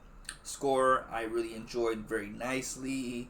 Quality of the movie, you know what I'm saying? Like I said, visually was very cool. Art, colors, everything doing its thing. As far as the actors, they all did their shit. Keke Palmer really stood out. Lakeith Stanfield, he didn't really do much in the movie, and I wouldn't even say he pushed the plot forward. He was if anything, he was part of the plot. Maybe because, you know, and like I said, this movie was brought to us by Boots Riley. So Boots Riley, so it was directed by Boots Riley, and it was written by Boots Riley, right? And he also worked on Sorry to Bother You. So if you've seen Sorry to Bother You, just kind of have that same mindset for this, where it's like, on paper, it's about, so I guess you could say, we could do, Sorry to Bother You was pretty much this black guy, damn, that sounds crazy, was essentially Lakeith Stanfield's character trying to work his way up in the corporate ladder, pretty much, you know, through telemarketing though. And then it turns very left, where it turns out like they're actually making, you know, they're actually injecting niggas with a horse thing that turns them into horses, and it's some deep ass shit. essentially it's kind of the same thing here. Whereas it starts off as a pretty straightforward, and I'm saying pretty straightforward because it's kind of interesting how they played it out, but a pretty straightforward nonetheless examination into boosting and booster culture, as Keke Palmer is the main, I guess you could say, the leader of this 3-girl group of boosters. I guess it's 4 groups. It's a 4-girl group because it's 3 black women and 1 white woman. Essentially, we start the movie off. We have Keke Palmer in the club. You know what I'm saying? She looking fine as fuck. I'm just being so honest, respectfully, of course. She's looking beautiful, looking amazing, looking stunning. And I also, I'm gonna be honest, shout out to my Uncle Wade. I purposely be making extra compliments to her because I know he likes her too. So it's like, what you gonna do about it, nigga? But essentially she was looking really good, and pretty much she's in the club. We see Lakeith Stanfield's character. So from the start, we already see who Lakeith Stanfield is included into the movie, and then pretty much she's looking really good.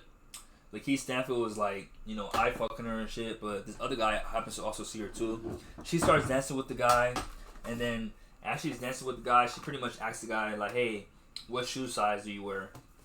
And there's a lot of sexual innuendos, but based on the title, one could be led to believe that this lady is about to ask this nigga about, like, do you want to buy a product? Because essentially, after she asks him, like, oh, like, what's your shoe size? And then asks him, like, oh, like, can you confirm that you're what you said? I think he says he's like a size 13.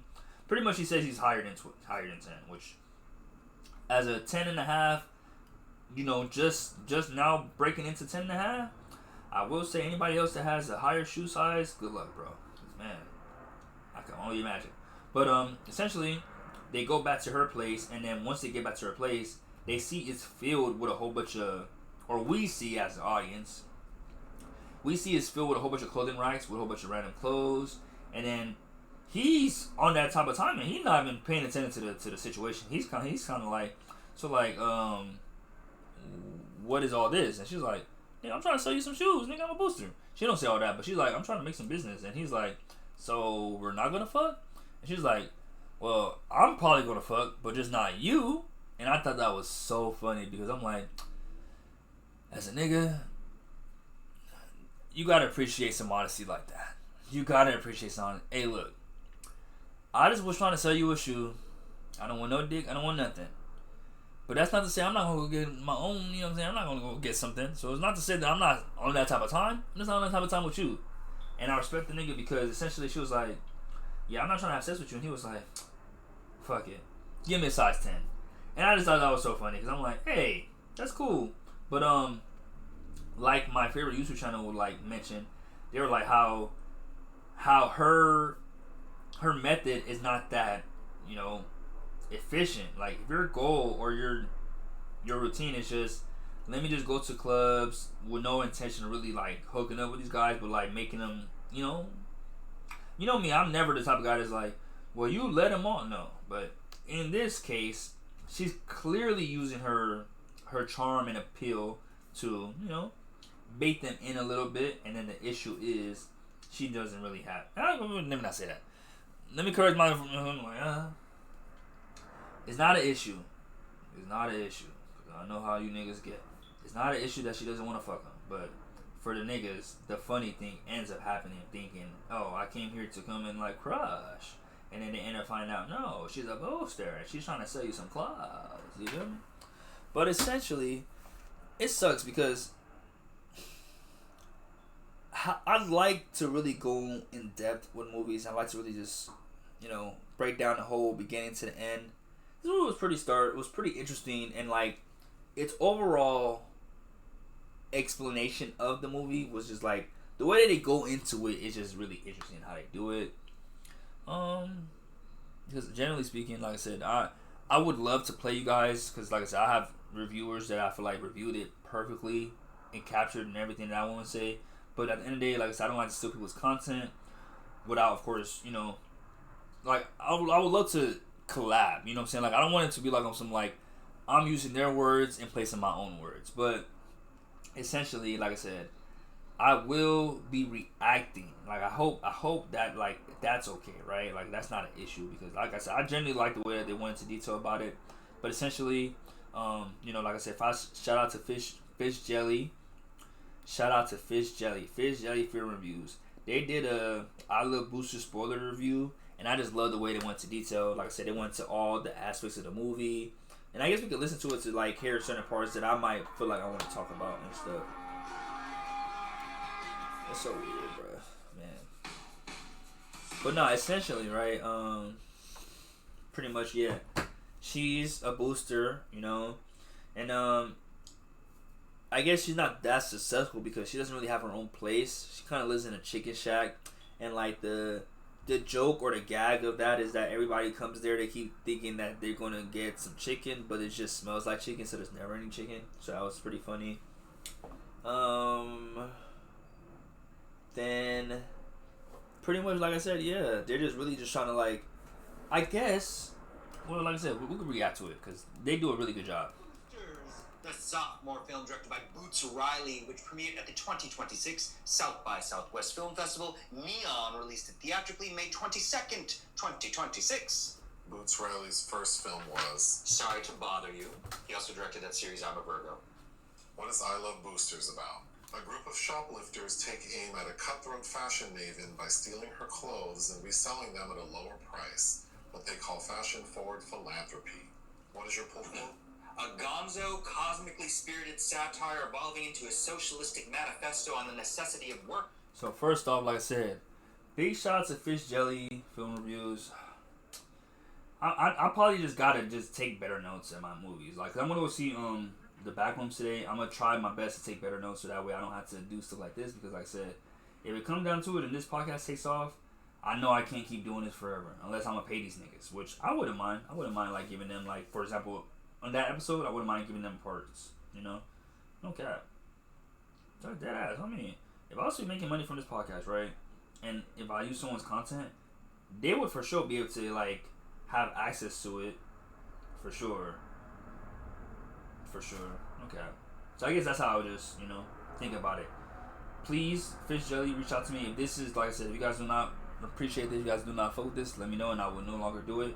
I just, like I said, I like you guys' film reviews and like how you guys are able to really dissect the whole movie from start to end. My issue is, like I said, I just be watching so many movies and not taking enough notes, so I'm not able to remember it. So I'm just kind of using you guys as a reference point and, like I said, to like discuss the same thing that you guys are discussing. Just want to put that disclaimer out there. Unions. I Love Boosters pulsates with energy, ideas, and wit. Mine. Lovingly absurd. Or if anything, exactly, let's just go to certain parts. Of course. And there's an attraction between he and Keke Palmer's character Corvette. Mm-hmm.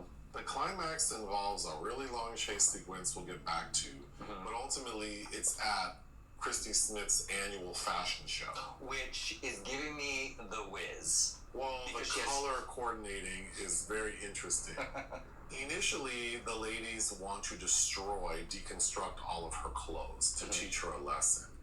But there's another character played by Isa Gonzalez, Violetta, who works at one of the Metro fashion stores, who's giving like Cesar Chavez of the fashion world. Ooh, not Cesar Chavez. Because she wants to sort of unionize and resist these unfair working conditions. Because the workers in these retail stores are getting paid very little.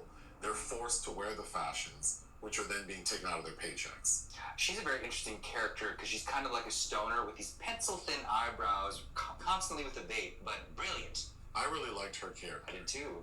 She inspires Keke Palmer's character in the end to use this machine to, instead of deconstruct all the fashion, to use it as a situational accelerator and cause all the people at the fashion show and at the Chinese factory to basically resist. Yes. So in the end, we see that there has been some shift within the fashion world. But another side plot is throughout the film, we see news broadcasts of people in the community basically talking about life. Carrie Young from Is God Is, she's the crying black woman who's complaining about crazy things, which was very funny. If I want to pay more rent, I should be able to pay more rent. It's like, what?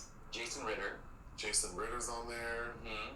They're all kind of connected to an additional side character played by Don Cheadle, Dr. Jack, who has this pyramid scheme called Friends Being Friendly.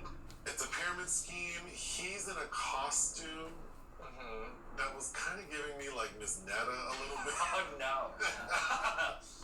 At first I was like, is that Don Cheadle? Yeah. You find out they're all plants to basically convince people that. But nah, that was my, I would say. I'm gonna go pick someone right now. He wants to go get it, right? I went. To get the meat? Yeah, I did already. He's in the car. No, Kudus.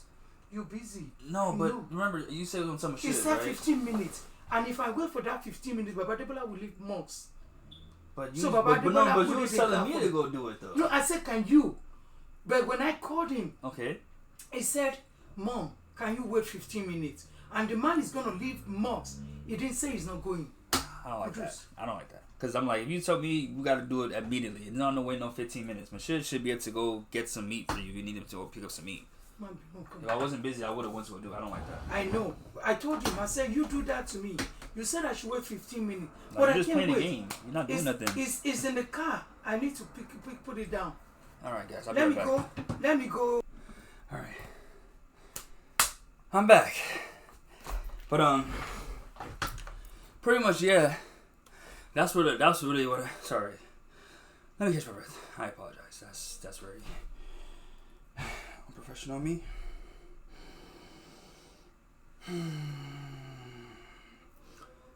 Essentially, though, the movie it's pretty normal, pretty standard, pretty straightforward, right? And then the women that, man, that's what I'm saying. Cause I guess what I'm trying to like, do I give you guys context of what I'm talking about? Essentially, like I said, Keke Palmer is the head of a group. It's 3 of them at first. It's 4 of them at first, I'll be honest. They basically go to like designer stores. They have the white girl be the distraction. The white girl is the distraction, and they're able to steal and then flip it. This was able to work up until like, I guess you say 30 minutes into the movie, where they have the white girl for some reason is no longer able to come with them to do no more. Damn. I'm gonna have to take off this clothes. She's no longer able to do skits with them basically no more, and now that was able to like put a funny scene with one of the characters where she's able to hold her breath and turn herself to a white girl. That was really funny. So yeah, movie's funny, very enjoyable. It's just one day introduced the Asian character. Oh my gosh. It's just one day introduced the Asian character that it kind of like goes towards sci-fi, because essentially, I guess you could say Keke Palmer's character represents the people in America having to be under the thumb of designers, oppressors, and basically like not being able to really represent themselves in art the way that they want to. Whereas the Asian character is a representation. She's Chinese in the movie, so it's not like, when I'm saying Asian, I'm not trying to be on some shit like, oh no, I'm just, but you know, that's the proper terminology. But she is Chinese, and they do work in a Chinese factory. And essentially, bro, I don't know why I always feel like my left side of my keyboard is higher than the right side. I'm always going crazy over this shit. But essentially, let me look at it. Let me really look at it. Oh my gosh. I hope I didn't affect anything, because I didn't want to say it this episode. But I was like, my camera. I think I did say yeah. Shout out to my camera, because just 2 weeks ago, this thing was being the bane of my existence. Okay, my keyboard looks even. I don't know why I always feel like the right side is higher than the left side, but I'm literally touching it, and it literally, oh my gosh, perception. But essentially, once the Asian character kind of comes in, she's kind of like a representation of unfair labor and undervalued labor, in the sense that like they're not really getting paid their worth. You know, they're working in horrible conditions. You know, they're getting sick by the materials that they're working on. Of course, the lady that owns the company doesn't care. You feel me? So that's an issue too. And then they introduced a transporter. That's what I'm saying. That's where the movie just kind of loses me. I'll be honest. Up until this point, I'm with it. I'm rocking with the movie. But once they introduce the transporter, it kind of like loses me because it's not just a transporter. It's a accelerator and a decelerator. And then there's this one scene where they use it on the homegirl, on one of the partners of the group. And she literally reverts back into her parents having sex. And that scene was just so awkward for me. But like I said, that's why I'm not going to lie. That's why I love watching movie reviews and I like watching reviewers because, I know movies are about it's all about interpretation, how you take it. It's like art, you know what I'm saying? It is art. So it's all about how you interpret it. But sometimes, man, I be lost. So I'm really grateful for the movie reviews that are able to like explain and like give more nuance to certain scenes because sometimes I be lost. But like I said, they got a freaking teleporter that does more than teleport, and essentially, like I said, as usual, Keke Palmer has moments in the movie where she can kind of like get what she wants, but because of her stubbornness and just how she just handles things, she doesn't get it. So that part of the movie is cool, no issues there. I love the way that she's able to, become herself and become a character later on through the movie. She really grows. And I like the thing that her homegirl tells her in particular about how like Keke Palmer kept telling her friend like you always like this because essentially that's what I noticed that Fish Jelly forgot to mention. One of the partners has a kid. So Keke Palmer is about art and like philanthropy, or I guess I don't know what Keke Palmer's ultimate goal is because it's coming off like she has a problem with the designer lady, but then the plot hole in the movie is that like, well, you have a problem with this lady, but like when you had a chance to like I guess work with her, you didn't even send your freaking entry in. So it's like, what is this beef really about? You know what I'm saying? Like, are you hitting her because you want to be here? Existential crisis, whatever. But then we have, let me get the names right, because I'm like, for anybody that's listening, Emma Should. I'm so confused. I don't know why. Oh, Amazon. Oh.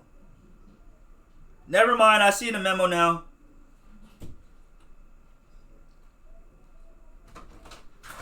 Because I seen you send me something, so I was wondering what it was, but I seen that. I already don't actually know. No, okay.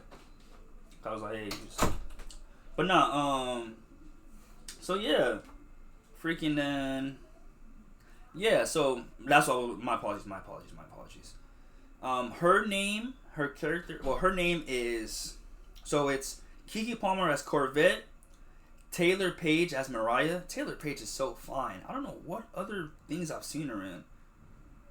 But I'm just looking at her and like in this, like, oh man, I don't know why. That's what it was. No, it wasn't. She wasn't in Mickey. It was the other lady that was in Mickey. Yeah, I haven't seen Taylor Page in a lot of movies, but I have seen her in movies for sure. So, okay. I'm trying to think because the only movie that I know I for sure recognize her in. I Love Boosters, but it's saying that she was in It, Welcome to Derry, The Trainer, Brothers, Beverly Hills Cop, The Baxters. I don't remember her in none of these, but she looks very familiar. Either way, she's very beautiful. I love her character in this movie. You know what I'm saying? Dang, she is really fine. I love black women. I'm sorry. I'm over here getting distracted. Where's my manners? Her character is kind of like just there for along the ride. She kind of is the one that comes up with the fashion for philanthropy slogan. And then Keke Palmer, like I said, she's the leader. And then, of course, the only one I guess you could say that's realistic, is Naomi Aki, who is the character Sade. So, Naomi Aki's character, like I said, she is essentially like, she's like, I love boosting, but, I actually have a kid and stuff. So, like, it's beyond just boosting for me. I need to provide for my child. So, essentially, there's a part in the movie where Don Cheadle's character gets introduced, and he's like the head of a pyramid scheme organization. Thought that was pretty funny. But essentially, Sade's character is really like, hey, how can we turn this into profit? And while Keke Palmer's like, fuck the profit, let's make a statement. And Taylor Page, Mariah is like, shit. Whoever's on top, I'm down. You know what I'm saying? I'm cool. So I love that about her. And then, like I said, I find it interesting that the Asian character lady is not in the top cast, right? She should for sure be top cast, right? Unless this is her, she doesn't have no picture. No way. The top cast in credits order. Oh, okay. Okay, well, I'm not gonna make it no big deal then. But like I said, I'm trying to see. Yeah, Poppy Lou. Oh, yeah, it really is in order because they have them all right here. But nah, yeah, Poppy Lou, like I said, her character did a great job. Loved her in the movie, you know. And then, like I said, and then it goes to the Start to Bother You links, or I guess you could say realm, by the end of the movie because, like I said, for some reason they decided to introduce skin suits because the designer lady, the main designer of the movie, the antagonist, she has been, what would I say? She has been, she's been mentioning that she has $100,000 suits, you know, that she made, you know, and then, you know, Sade and Keke Palmer, they both see it as a lick, but like for two different reasons. Sade sees it as a lick because she's like, $100,000 suit? You know what I could do with a $100,000 suit? And Keke Palmer's like, do you know what we could do? We could get these suits to the streets and shit. But essentially we end up finding out that the suits are skin suits. So the people, and that's the thing I didn't know. Because Fish Jelly, they interpreted it as they allowed the fashion lady to skin them and then turn their bodies into suits. I assumed that these niggas didn't have skin to begin with and they were buying bodysuits, but I don't know. Either way, like I said, once it gets to this part, it kind of loses me. It kind of goes for a turn, but like I said, it's all about interpretation. It's art, so I was like, maybe I'm just not interpreting it the correct way, or I'm just not knowing what I'm supposed to interpret it as, you know? But essentially, I really enjoyed it. I definitely recommend it. I think I gave it a 3 out of 5, if I'm not mistaken. Let me check what I gave it on TikTok. Whoa. Yeah, what did I give it? I gave it a 3.5 out of 5. Yeah, I like that. I mean, I really enjoyed that.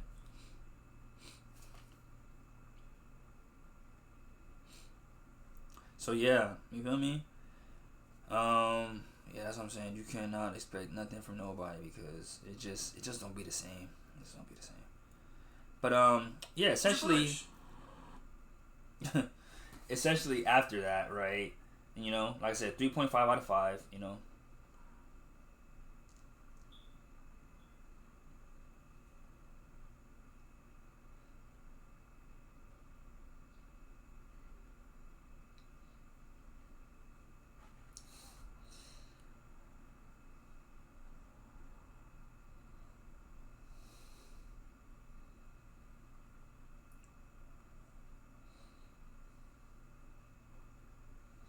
I'm so sorry I'm quiet, guys. I'm replying to somebody.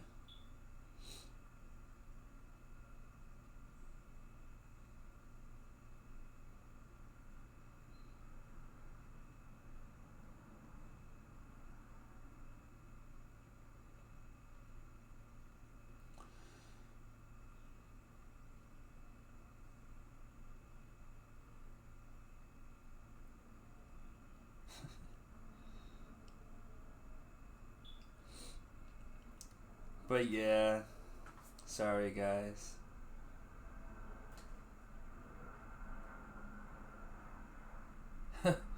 What? Man, I don't. Sometimes you just be. Never mind. This is why I don't need to be on Instagram during my podcast episodes. But essentially, like I said, I give I Love Boosters a 3.5 out of 5. I think I'm thinking 1 because I'm thinking of the next movie that I watched. I don't think I've ever given a movie a 1 out of 5. But Passenger should have for sure got it. Passenger should have for sure got that 1 out of 5. So once again, spoiler review.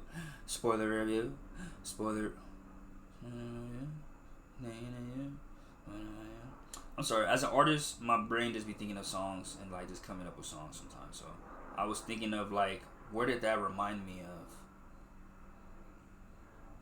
But the movie is called Passenger.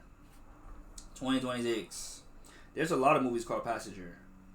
Gosh, there's a lot of shit called Passenger. The Passenger, unrated. 2023? What the? So there's The Passenger. That's literally the same amount of time as the one I just dropped this year. A man is forced to freeze his fear with his man saying the co-workers now going around his killing spree. What the fuck?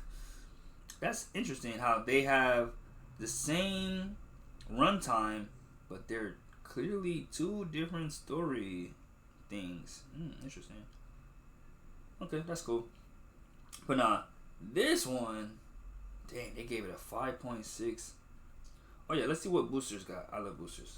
I Love Boosters received a 7.3 out of 10. That was really good. Because like I said, I gave it a 3.5. So that's around what I gave it. But Passenger received a 5.6. That's a D. That's an F in reality. But basically, after a young couple witnesses a gruesome highway accident, they soon realize they did not leave the crash scene alone, as a demonic presence called the passenger won't stop until the claims them both. So it's so weird because they were showing the hell out of this movie in trailers and everything.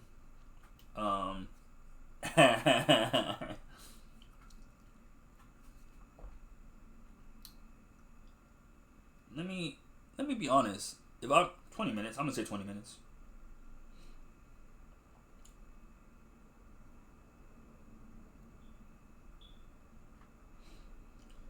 You know, cause sometimes you don't gotta brag. She asked me, she was like, "How long can you run 2 miles?"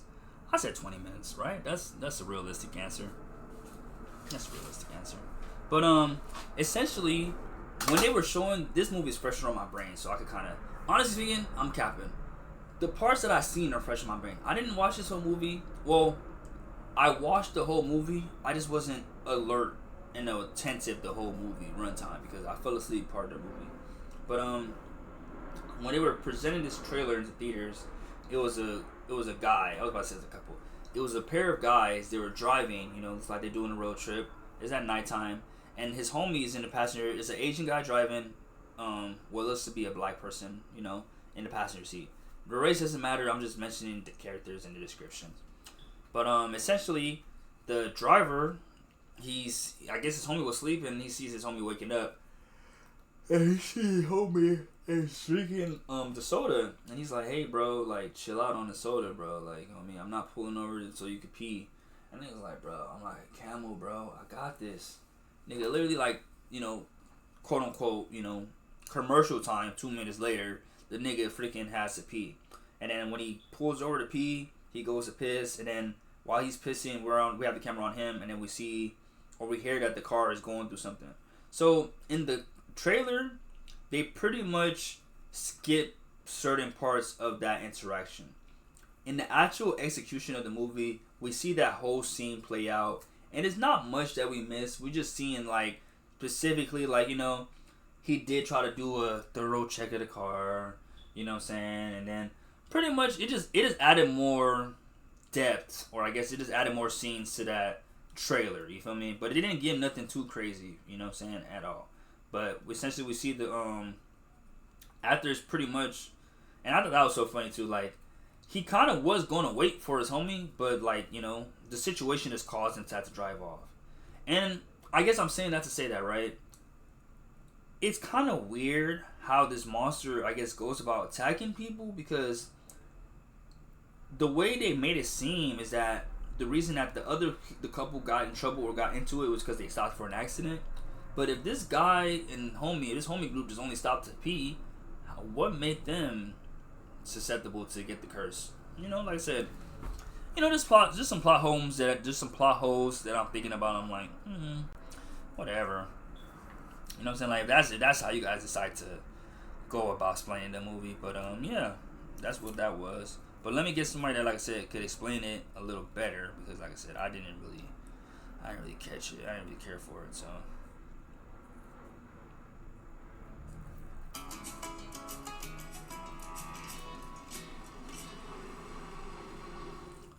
Man. I like Den High. King. What?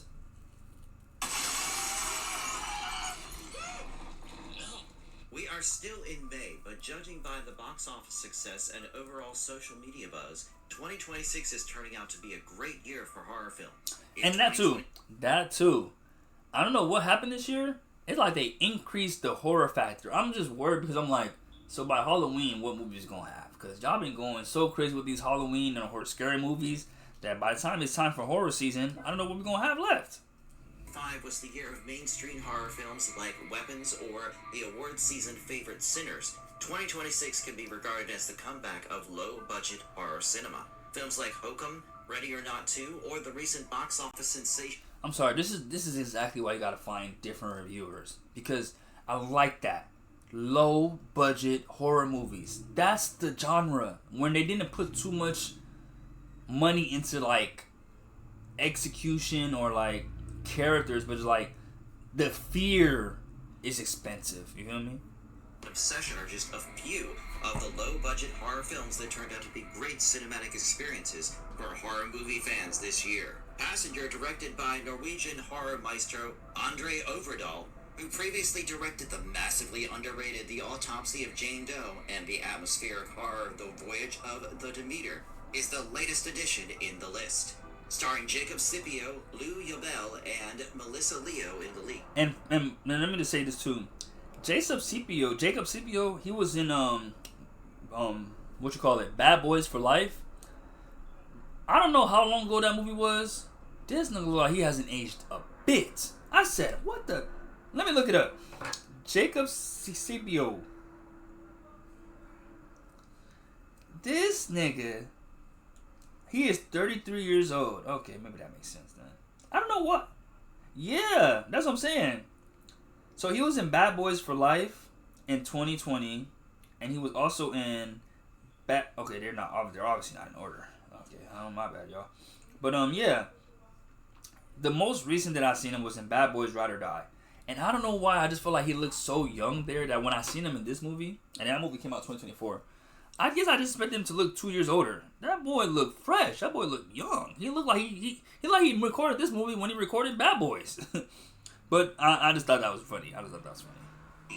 This film is a purely immersive and nightmarish experience with breathtaking set pieces and a kick-ass monster to wrap it all up. Shot in and around 2 locations of Washington State, Enumclaw Expo Center and Grand Coulee, the film has breathtaking wide shots of the desolate highways, which further elevates the horror. However, what begins as an atmospheric slow burn horror film turns into a chaotic and scary ride as we reach the climax. The climax in particular can be a bit confusing for the audience as compared to the rest of the film, but not to worry, we've got you covered. In this video, we will unpack the ending of the film and also try to decode the real meaning of the supernatural creature at the heart of the film. But before that, spoiler warning for those of you who still haven't watched the film. Now, without further delay, let's dive into the video.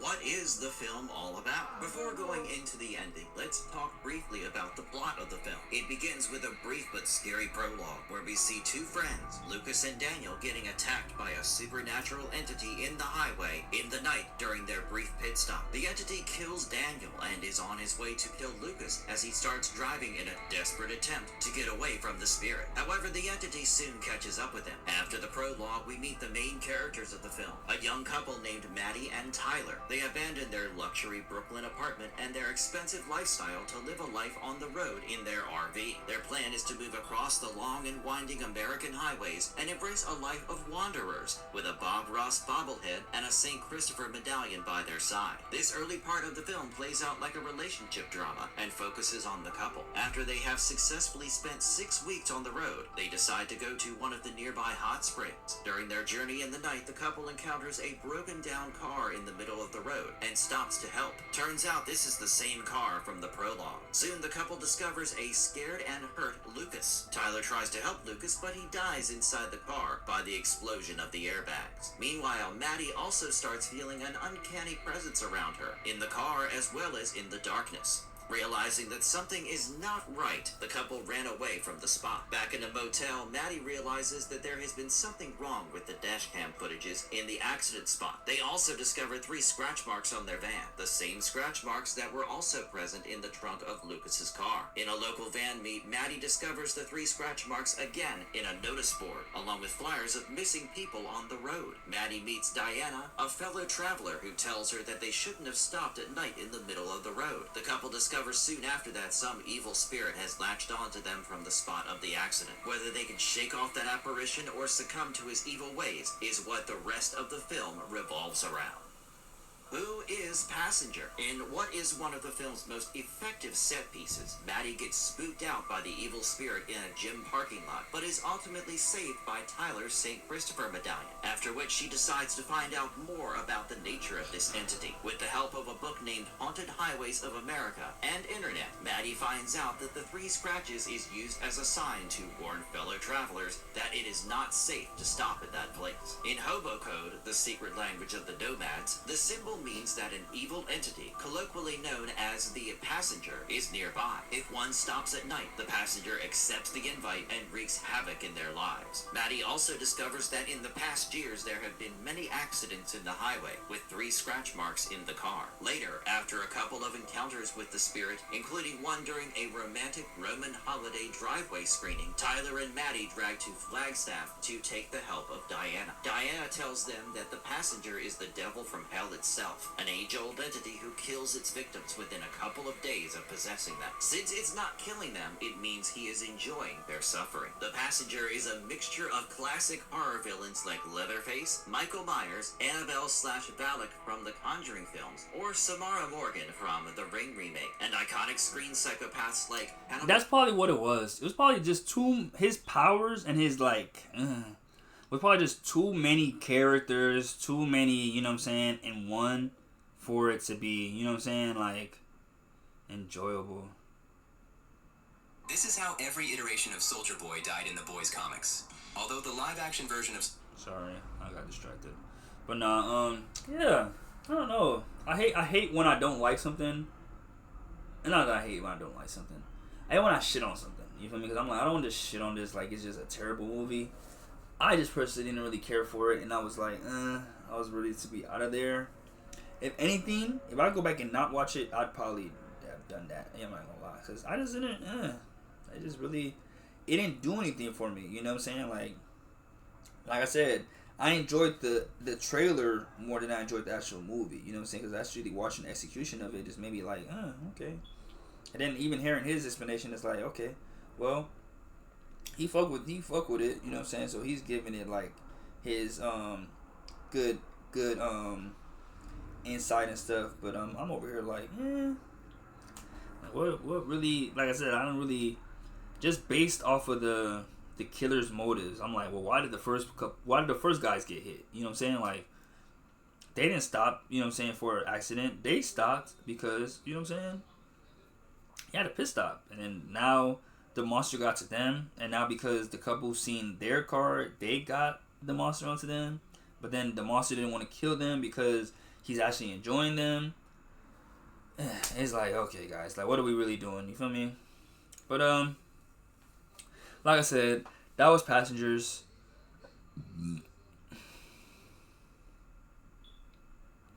And you know, like I said, I give that a 2 out of 5. Because I don't want to give it a 1 out of 5. You know, because I don't want to be mean.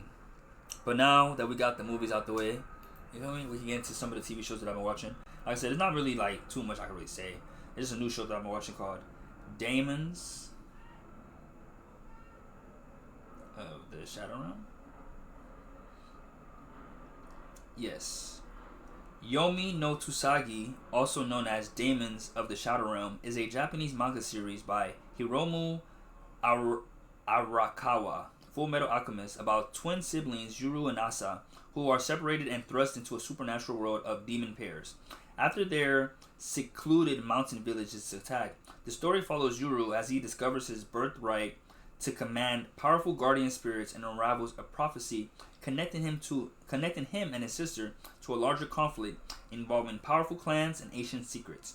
An anime adaptation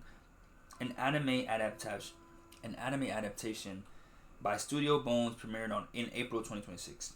Key aspects: the curator is Hiromu Arakawa, known from Full Metal Alchemist.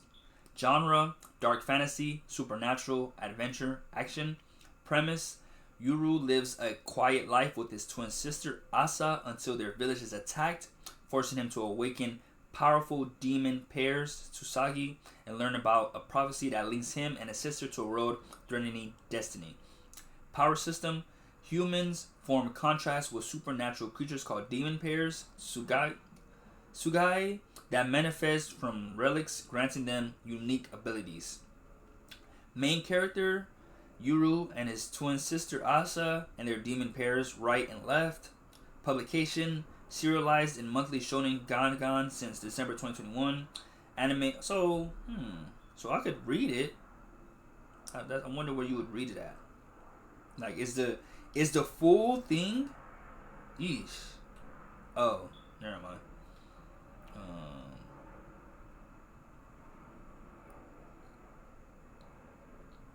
Let me see. Let's see. I don't think the full story is out yet. Like, I want to know, like, are they continuously making more manga, or has it already finished? Wow. Ooh, sheesh. Allow selection. Damn. Looks like it's a couple chapters for sure, because the only chapters that I have available to me is chapter 1-1 to chapter 1-4. But I'm pretty sure the way that the show did it, they probably have they probably have it to where, you know, multiple chapters in one episode. You know how mangas are, and you know how freaking animes are. But I say that to say, bro, I'm trying my best not to think of Full Metal Alchemist when I watch it, but there's so many aspects of it that just reminds me of it. You know, the main character's yellow hair, the twins, you know, the siblings. It's definitely giving Full Metal Alchemist, but a newer version. Definitely what I like about it too is confusing though. Like, I'm gonna try my best not to watch any explanations of it and not to get any lore in it. I'm just trying to just watch it straightforward because I'm really enjoying it. First episode though, well,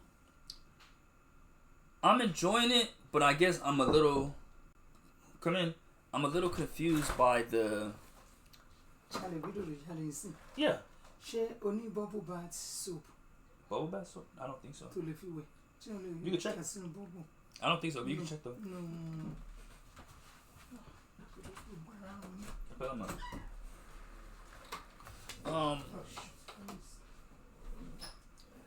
Yeah, so like I guess I was trying to say, I was like, I can't tell the stakes of the series yet, because in the first episode they make it seem like, okay, cool, my boy Yuru, he's in a village. The village is clearly dated, and they make it seem like, okay, well, everybody here that stays on the village, they have one mindset, one band, one sound. But if you want to think otherwise, you want to do other things, you got to go down the mountain. So they show clearly that, you know, pretty much as a village, close-knit, they have a closed mindset, they think certain things. But it's hard to tell the time. You need help with it?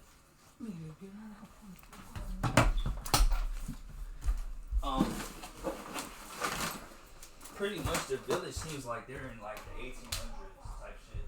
But like, essentially, the rest of society is still improving and like progressing. So like, we're not able to see that up until the main character Yuru, he keeps mentioning how like, and that's what it was. He would see a plane fly in the sky, but I guess because the village, they never discussed what a plane was, or they never let niggas know what a plane was. They just told them niggas it was dragons. So the whole time he keeps seeing what he considers dragons. He's like, oh, there's a dragon in the sky. There's another dragon in the sky. And I guess he just noticed, and he was like, it's interesting. There's a bunch of dragons today. And then somebody somewhere was just like, one of the characters was like, nigga, have you ever actually seen a dragon? And he was like, you know, I've never seen a dragon before. And then it turns out the dragons that he was seeing was just planes. You know what I'm saying?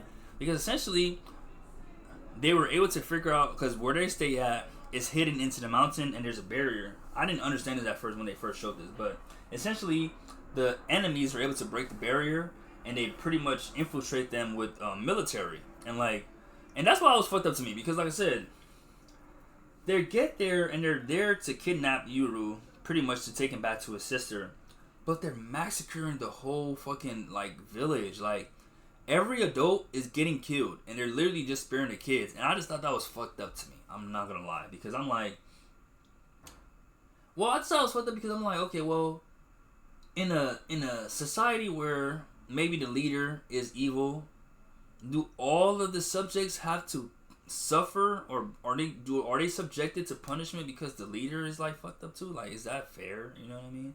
Because it seemed like everybody was just basically getting killed at the result of the sins from the basically the elder, and I just thought it was fucked up. I don't know, maybe it's, like I said, when you lose people, it just be hard for me to watch niggas get killed and just be like, oh, okay, whatever.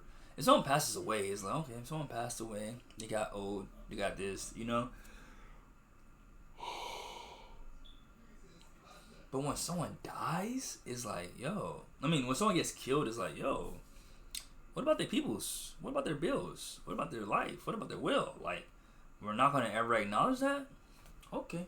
Because that's literally what happens, because we end up meeting this little young, I don't even know, I don't want to call her a little girl, but we ended up meeting someone that was on the same side as Asa, and she has a demon, and we don't even see the demon at first, because I guess demons are hidden to humans and shit, but she's going around killing people, and she's like, munch or squish or something, whatever she said, chomp or something like that, and I was just like, this girl seems so ruthless.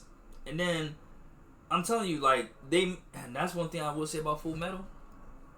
They know how to bring you in and lure you into a false sense of security, because it's so peaceful that by the time it's turned up, it's just so like, whoa, it's so out of left field. But then, like I said, this is episode 1. By episode 2, they bring down the gore so much that then it's just, now everybody got plot armor. You know what I mean? Like, I don't know. But essentially, I'm enjoying it. You know, I'm only 2 episodes in, but I feel like it's definitely gonna be an anime that I'm definitely gonna be talking about a lot on this podcast. So that's Demons in the Shadow Realm. I definitely recommend it. Like I said, the people that worked on Full Metal Alchemist also worked on that, so you know it's gonna be good. You feel me? So yeah. Oh man.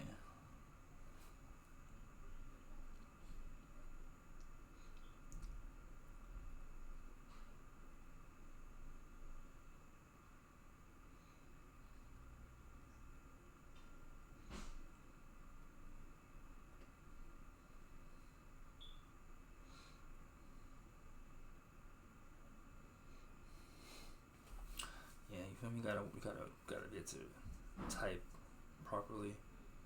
But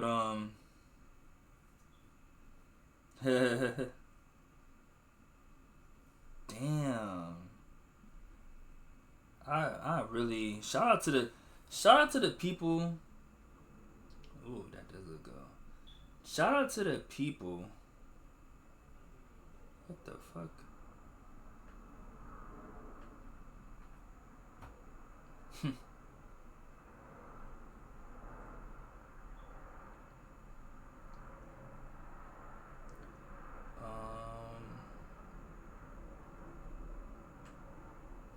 I was gonna say, shout out to people that are able to go to concerts and stuff like that, because the whole idea of like having to, you know, in a sense,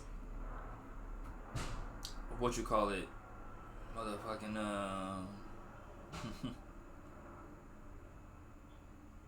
that's cool. I didn't know that's what it looked like. In a sense of like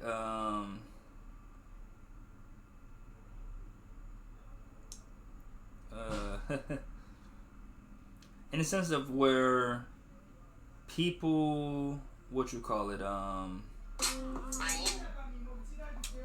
people really like buy tickets to like concerts, buy tickets for like flights, do the whole 9. I commend y'all, bro, because the most I'm doing is none of that. I've only been to 2 concerts in my life, and they were free. Like, bro, I respect y'all, man. I don't know how y'all do it, bro. But Yeah, homies. You know, we did that. We was outside, man. I'm looking at this recap video of Memorial Weekend, trying to see if I could see myself. Oh wow, it's hilarious because the person that I told you guys that was like, oh, scoot over. I see her in the video. So, you know, we was really, hey, nah, this shit was lit, man. I always like being outside with the homies, man. It should be a movie.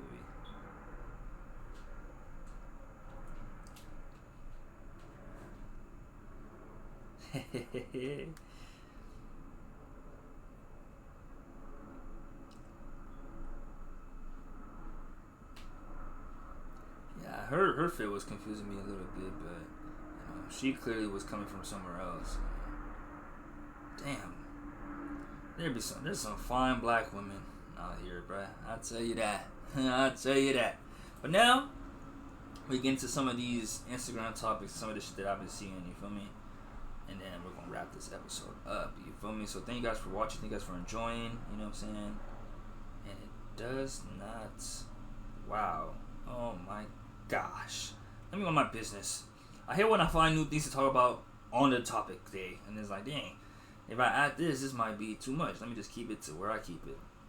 But essentially, just in case you guys haven't noticed, I've noticed this for the past couple searches, but Google search is basically over. It says officially over, but I don't want to say that because I'm like, gotta watch what you're saying.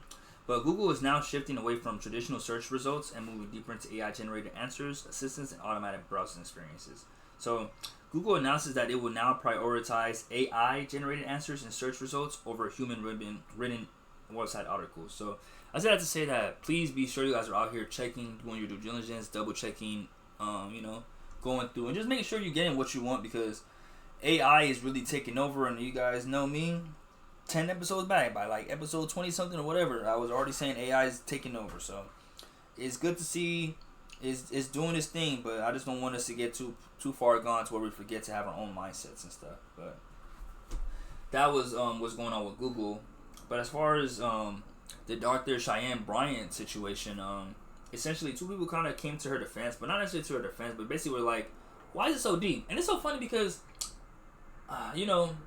me, I'm always able to, I'm always shifting my mindset, I'm always shifting my beliefs, I'm always shifting, you know what I'm saying? I'm able to, like, update, I guess you could say. It's not shift, but I'm able to, like, I'm able to hear things out.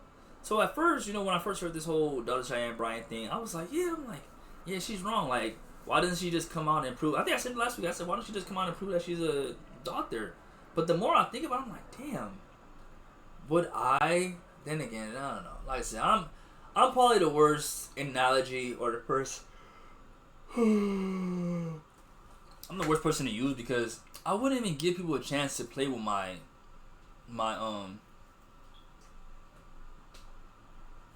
sorry. I wouldn't even give people a chance to play with my expertise, my licenses, my experience. Like, if I was a doctor, I'd probably pin on my Instagram page my certificate or my diploma, or like just something showing that I'm like a professional, like legit doctor, you know what I mean?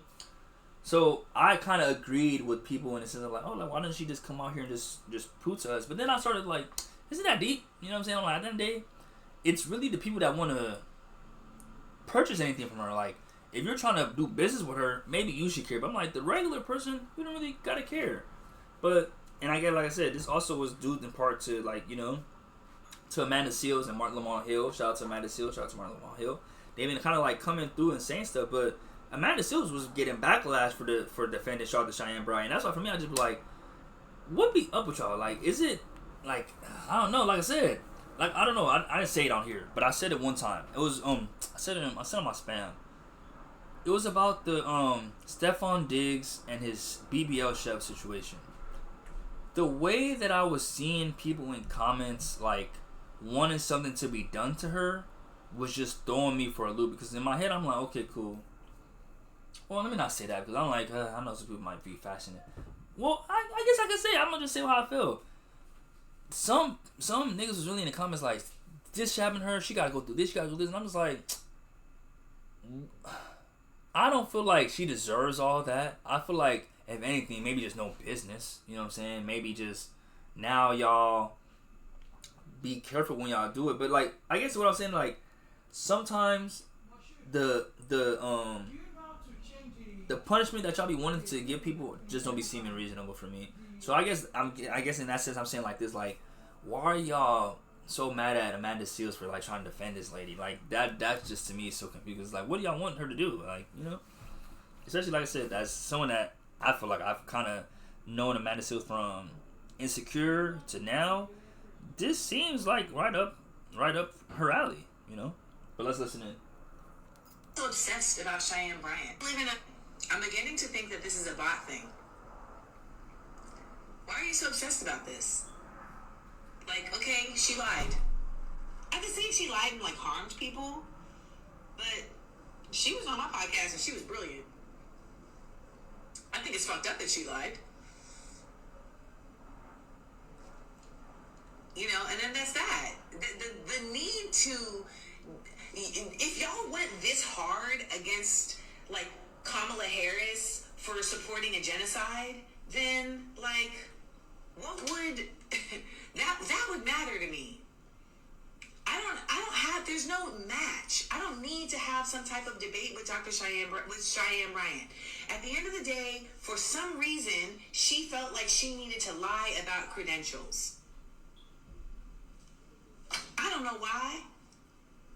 I think part of the reason is because, why are you all so upset? We live in a world where we act like credentials is what determines somebody's effectiveness across the board. That's true. And in some respects, it is absolutely necessary. And in her respect, it actually wasn't necessary for her to do the work that she does. That being said, I just don't care. I don't care. She was on my podcast and she was incredible. I don't care. I live in a world where we act like credentials is what determines somebody's effect.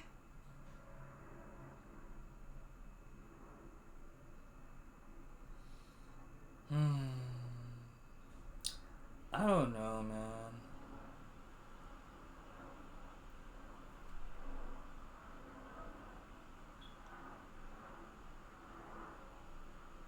That's what I'm saying. Maybe there's, because for me, right? I always feel like you have to separate, especially when it comes to social media. You have to be able to separate the comments from the content. Because sometimes the comments be just, I don't know, it be just so toxic. That's the best way I can put it. Because sometimes you will see a post, you will interpret it, but you won't think a certain way till you read the comments. So that's why I feel like you gotta be careful. Because I'm like, I'm hearing her, and I'm like, I don't really see nothing wrong with what she's saying. I'm like, I kind of, ooh. Yeah, that's dope. I might have to be there. But no, I'm like, I kind of agree with her. I'm like, I don't know. Like, to me, I feel like I'm gonna be so honest. I'm gonna keep it so G with y'all.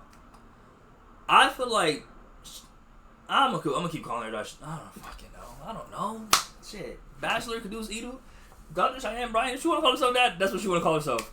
But essentially, I'm saying that I kind of didn't really take her seriously. I know. But the reason I'm saying that is because she went onto, what is his name? She went on somebody's podcast, right? And fuck, what is his name? Oh my god. And he was like, oh, okay, like, are you single? And they were like, and she was like, I am single, but like,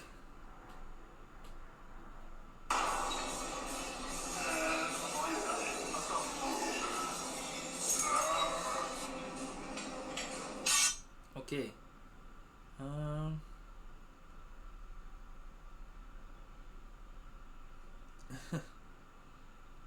man, let me.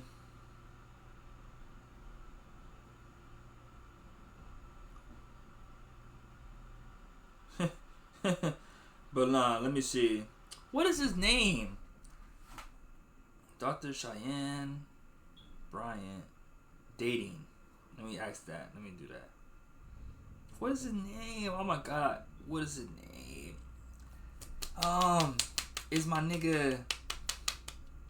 Fuck. What is his name? he and it was so funny. It was so funny because it's not Chris, I keep thinking Chris Paul, but it's not Chris Paul. He's a basketball player, and it was a late night show, and he was essentially saying like, oh, like, yes, nah, never mind, that's not it. Dang, it was, who was his name? What is his name? I don't know why I keep forgetting his name. I feel so bad. I feel so bad right now because, like I said, it doesn't affect me talking about what it was, but essentially, right, the guy was like, hey, Dr. Cheyenne Bryant, what's your dating life? And then she was like, oh, like, there's this guy that I've been seeing, you know, on and off and stuff like that. And then he was like, oh, so that's your old work? And then she was like, what? And then he was like, yeah, like, that's your work. There it is. Being cooked. Dating younger man. And what is his name? What is his name? Wow, okay. I guess you're not showing his name. But I'm about to go through it right now. Let's open YouTube. Toledo, buy one, get one snacks means maximum. It's called The Truth After Dark. Potential.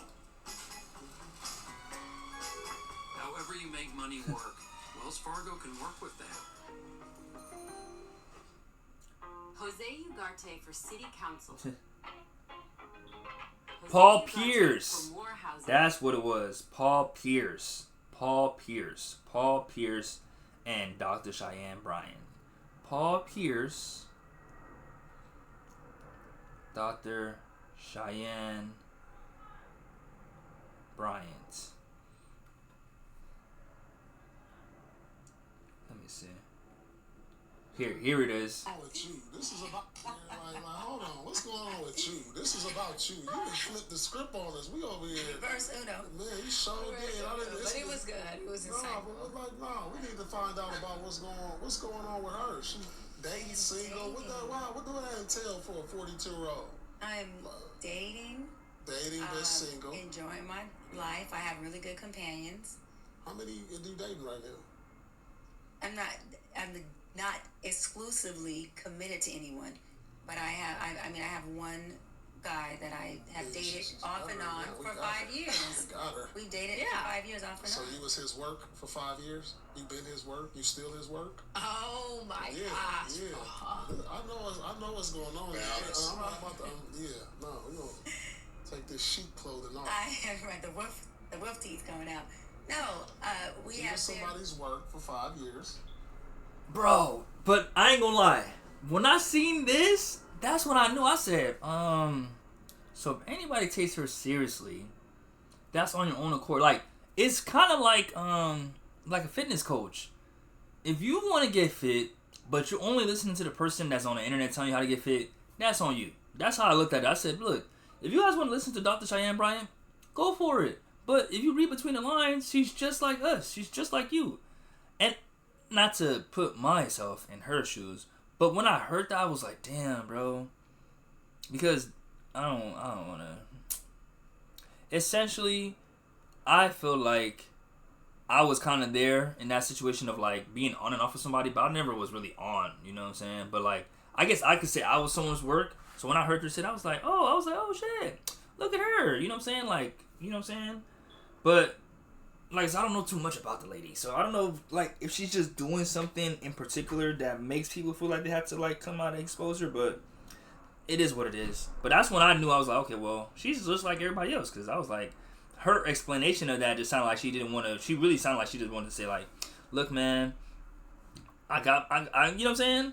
Me and this nigga be doing what we be doing, but we not together, but we know what it is, and I just feel like a lot of people be having situations like that, they just don't say anything.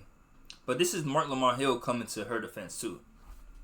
Between the two, jump back in. Touré was not happy about the jumping back in, and it got a little snippy between the two of them.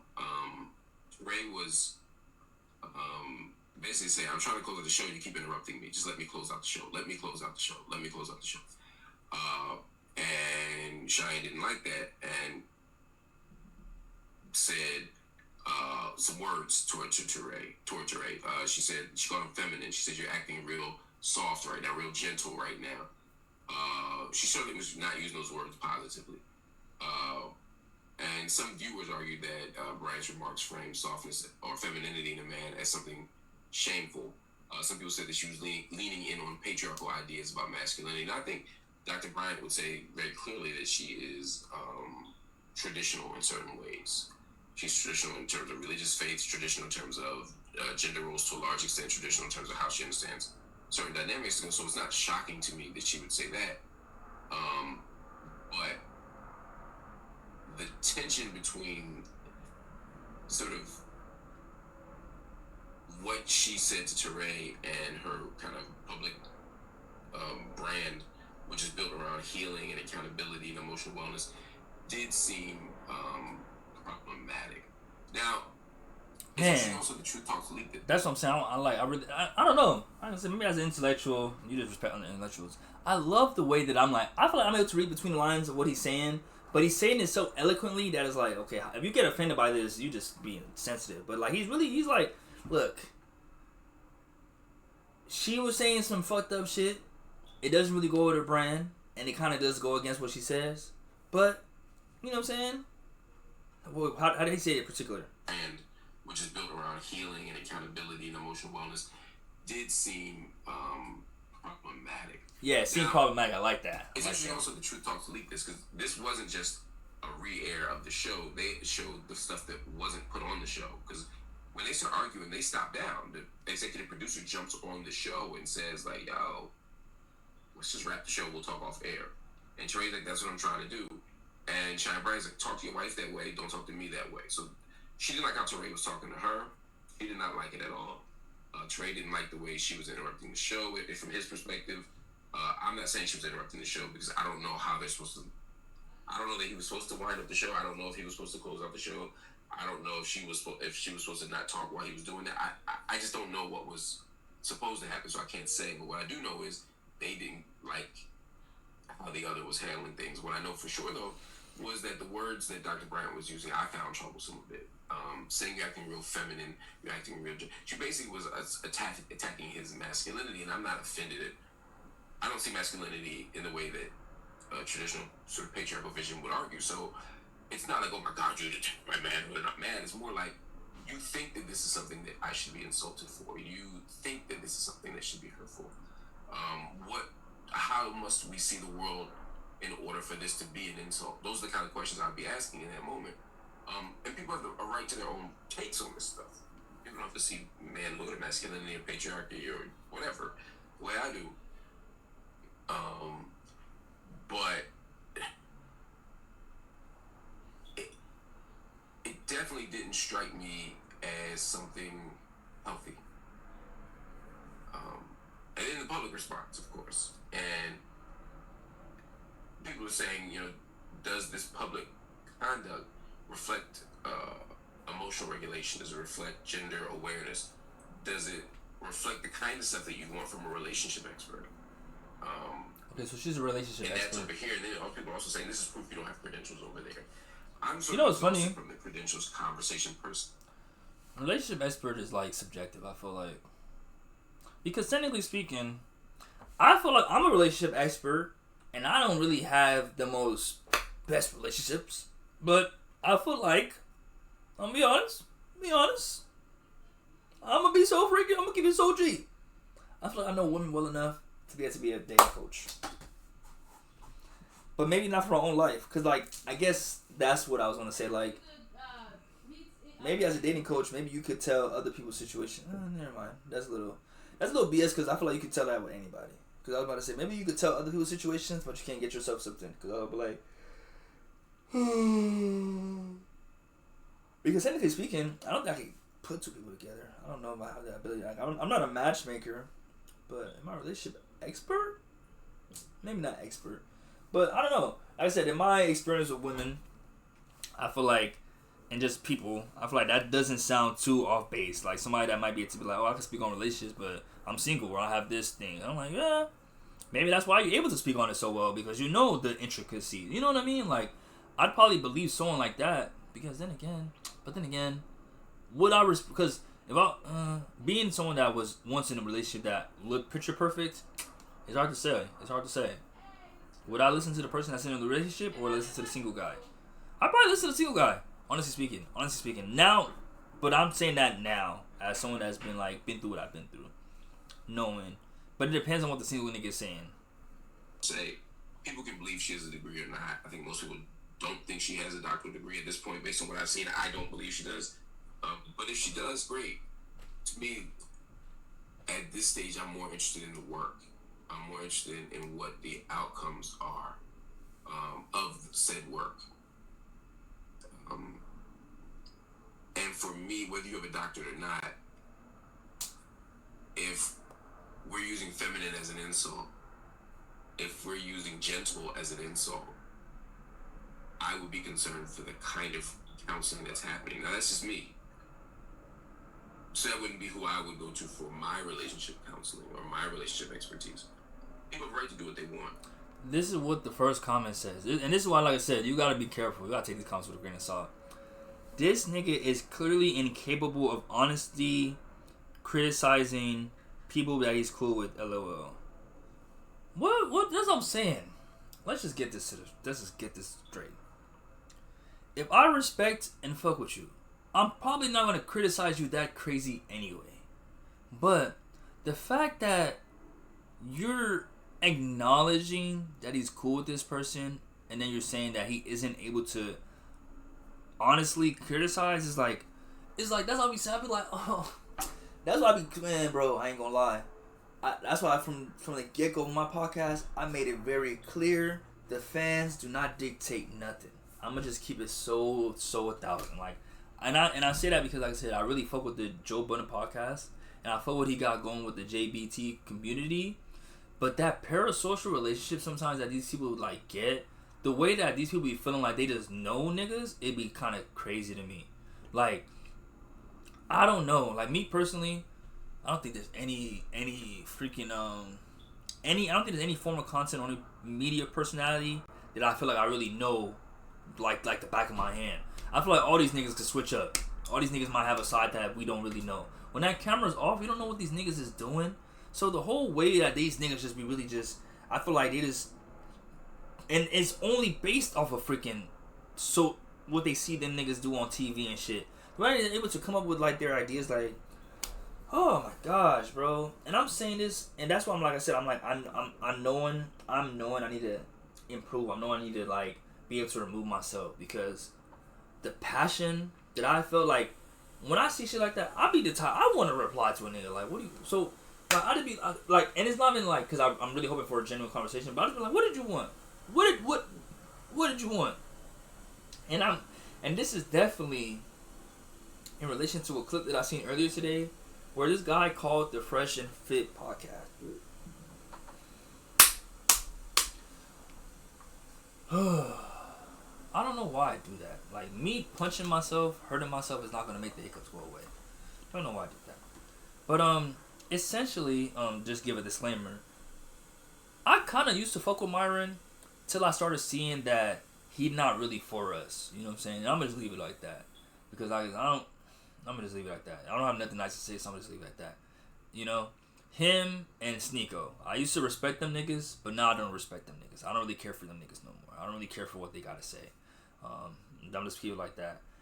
Like I said, with academics, this nigga done. You know what I'm saying? Like, this nigga done said some real Blake shit, but he's never won against the grain. He's never won against black people. You know what I'm saying? Like, he knows what he looks like. You know what I'm saying? And he's Jamaican. So for Myron, and I feel like niggas like Sneeko to be part black, but not even embrace it like that, and then like I said, in my opinion, be trying to take the plights of the left people, or the white people, basically trying to like, oh, I'm not gonna do that.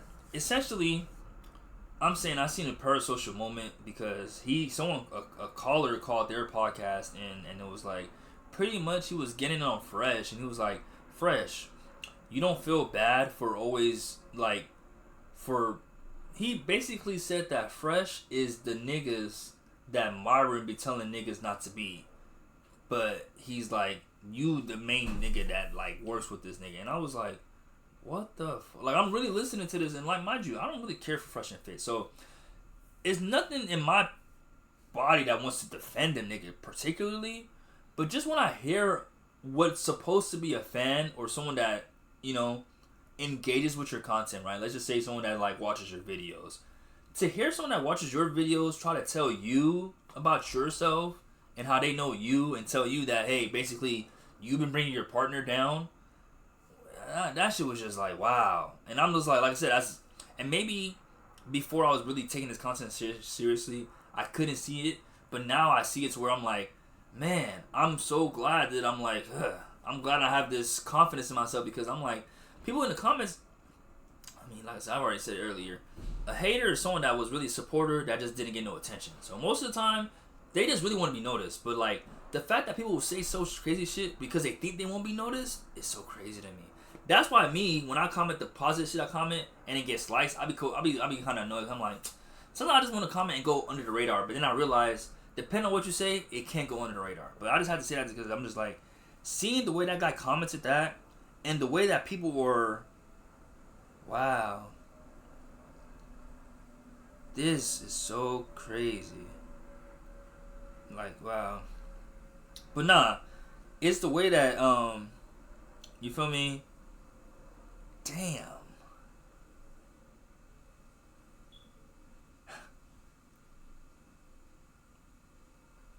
This is so crazy. But that's what I don't know. I'm so scared. Because I just be like, you guys are grown. You guys can't interpret this with nuance. You guys can't just like hear it and be like, okay, like this is what this guy thinks. Like, I don't have to attack his character. Like, the way that they're attacking Lamont Hill's character is like, but then again, that's what I'm saying. Maybe, I ain't gonna lie, I am biased. But it's not black. I'm biased for a black guy as a doctor, for sure. Hell yeah. Because I'm like, when it comes to white people, I'm not this like protective over them, for sure. Nah. But yeah. You know what's funny?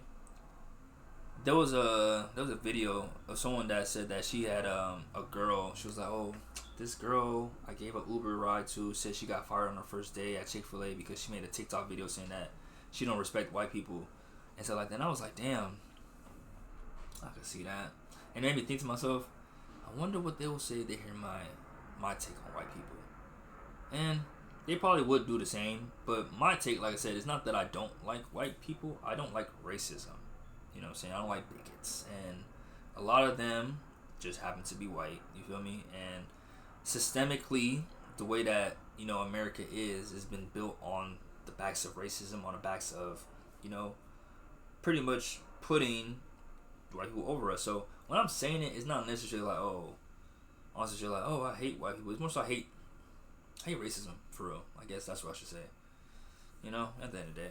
Because I'm like, that's really what it is. Like, if a person that's respectable says some shit, I'm always defend them. And I guess that's why I'm kind of like taken aback that like everybody's so mad at Lamont Hill. And I'm like I said, even, I don't know. Maybe, I don't know what Dr. Cheyenne Bryant did to everybody. Like I said, for me, it was like, okay, cool.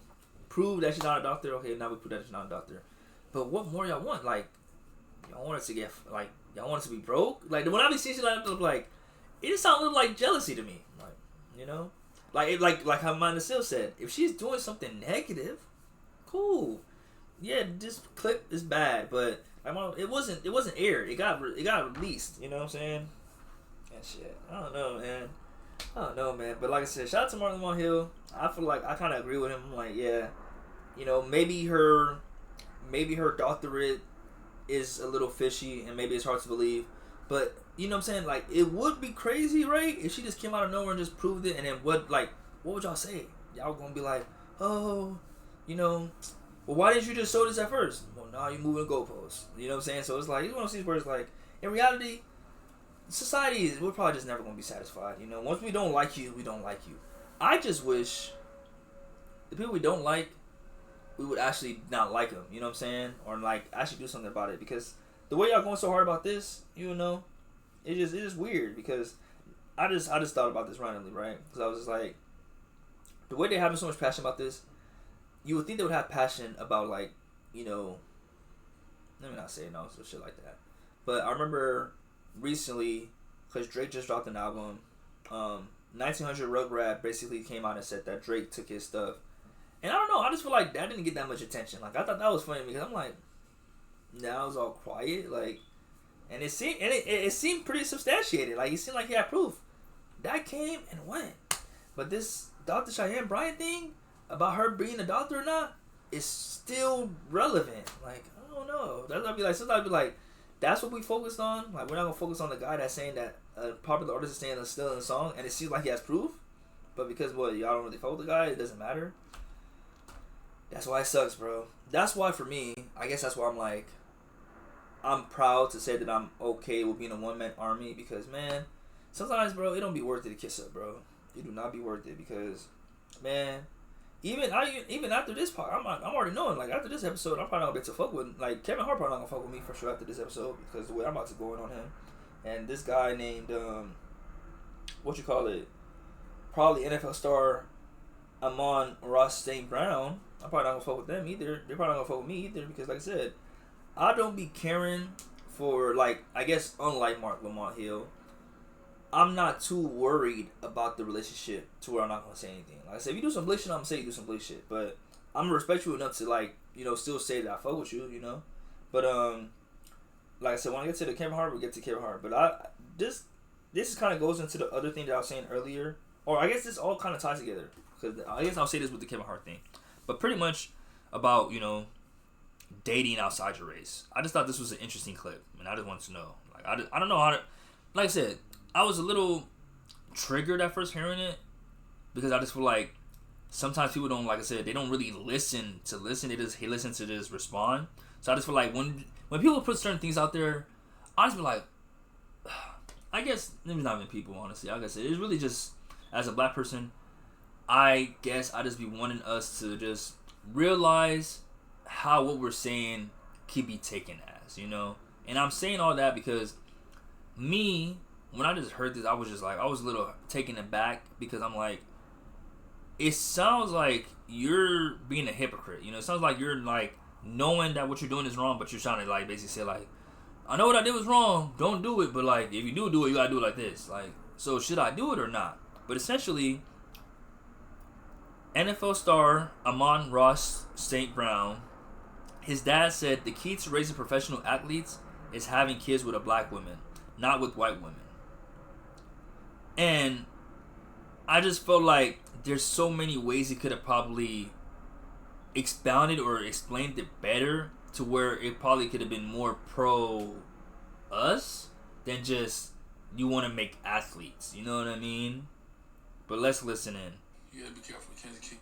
What's the question that they ask you most about how you got 3 kids to go D1 and 2 in the NFL? They want to know, in general, how I did it. I believe in breeding. Look at you. Good athlete. I'm black. Mom's white. Now, I don't step on the ones. You can't keep. What's the question that they ask you most? Whew. It's a lot. So it looks like it's his podcast. So I gotta be respectful, because like I said, I always be respectful. If I have my podcast, you guys have to. So shout out to St. Brown, and, you know, shout out to everything you got going. You feel me? So I just want to say that, because at the end of the day, it wasn't like he was on a random interview and he said it. It was in his podcast. So this is them just talking father and son, it looks like. But it looks like he said, what's the question that asks you the most? And he said, how do I have these, you know, kids that are athletes? So let's listen. About how you got 3 kids to go D1 and 2 in the NFL. They want to know, in general, how I did it. I believe in breeding. Look at you. Good athlete. I'm black. Mom's white. Now, I don't step on the ones. You can't keep stepping on it, because you're going to mess it up. You're going to weaken it. You can't keep cutting it? Can't keep cutting it. No, you in Brooklyn, because Brooklyn's half, you got a chance. If I cut it one more time, it's over? You can't keep cutting it. You got to be careful. You can't keep cutting it. You got to think about that. You know what I mean? No. I like how he's dead eyes. If I'm black, I got the black gold running through my veins. Oh, I'm excited. I'm just going to find the right person to mate with. Right? And if I'm white, I'm saying, let me get one of these brothers around here. If you want to have athletes. If you don't want to have athletes, then just go ahead and just spread your seed wherever. So why'd you cut it once? What else? Because he could. I know I didn't cut it once. Because he's gold. I got that black gold in me. And Mama got that big chin and big toes. I said, look, ain't nothing wrong with big toe woman. Big chin. Who says a big chin? You gotta think of this stuff. Some guys don't think of it until later. They go, like I'm standing at Pop Warner. You wouldn't know it. You're on the field, and one of you guys on the field playing. And I was talking to a guy, told him this story. He goes, "You were thinking about that, John?" I go, "Yeah, you weren't." He goes, "Hell no." I came back, he's little, the wife is little, kids are little, everybody's little. It's over. Little. Chicken little. Little. What's the question that they ask you most about how you got 3 kids to go D1 and 2 in the NFL? They want to know, in general, how I did it. I believe in breeding. Look at you. Good athlete. I'm black, mom's white. Now, I don't step on it once. You can't keep stepping on it. Because you're going to mess it up. You're going to weaken it. You can't keep cutting it? Can't keep cutting it. No, you in Brooklyn, because Brooklyn's half, you got a chance. If I cut it one more time, it's over?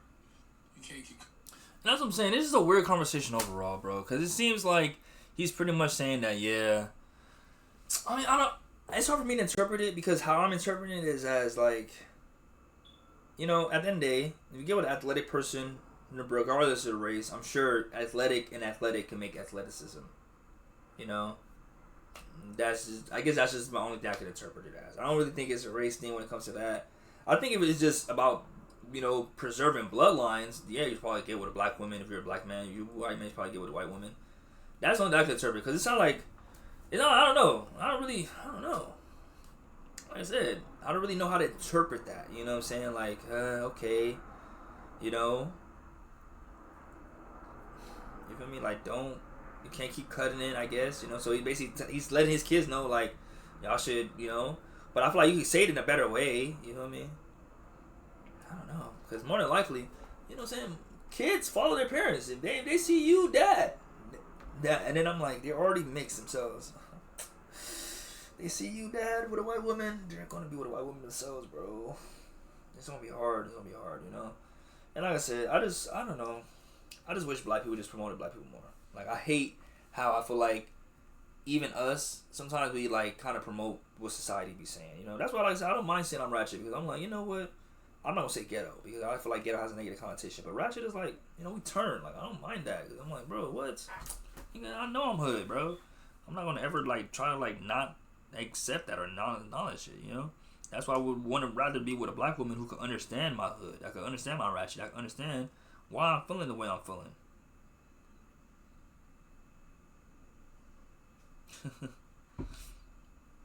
But nah, like I said, I don't know. Like I said, who am I? I'm just a Nigerian guy. You know what I mean? That just feels like we should just get more people. But I want to give a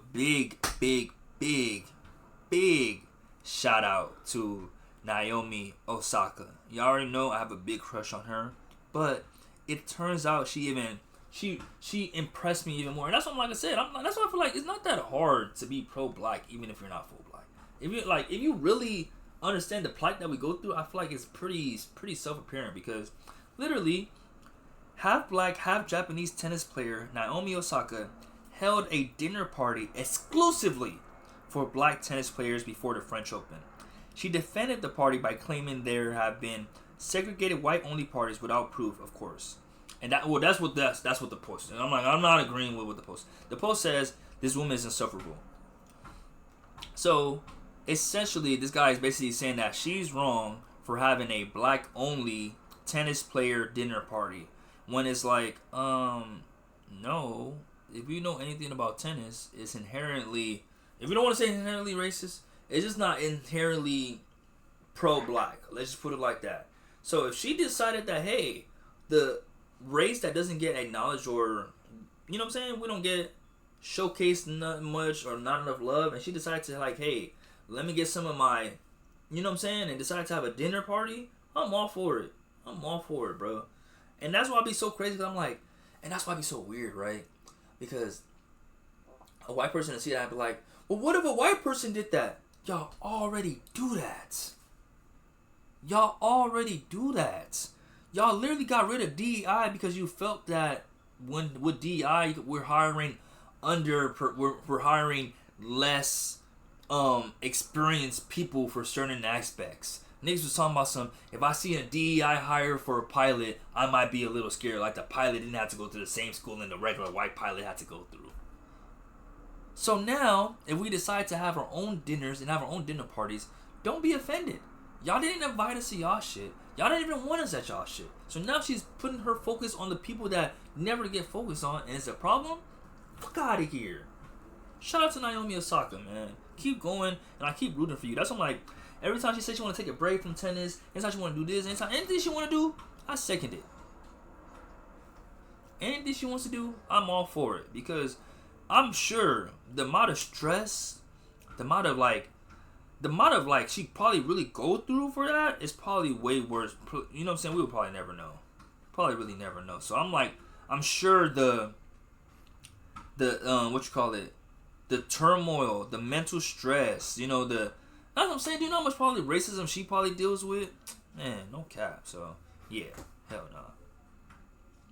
You feel me? So yeah, I'm like I said, I'm on her end.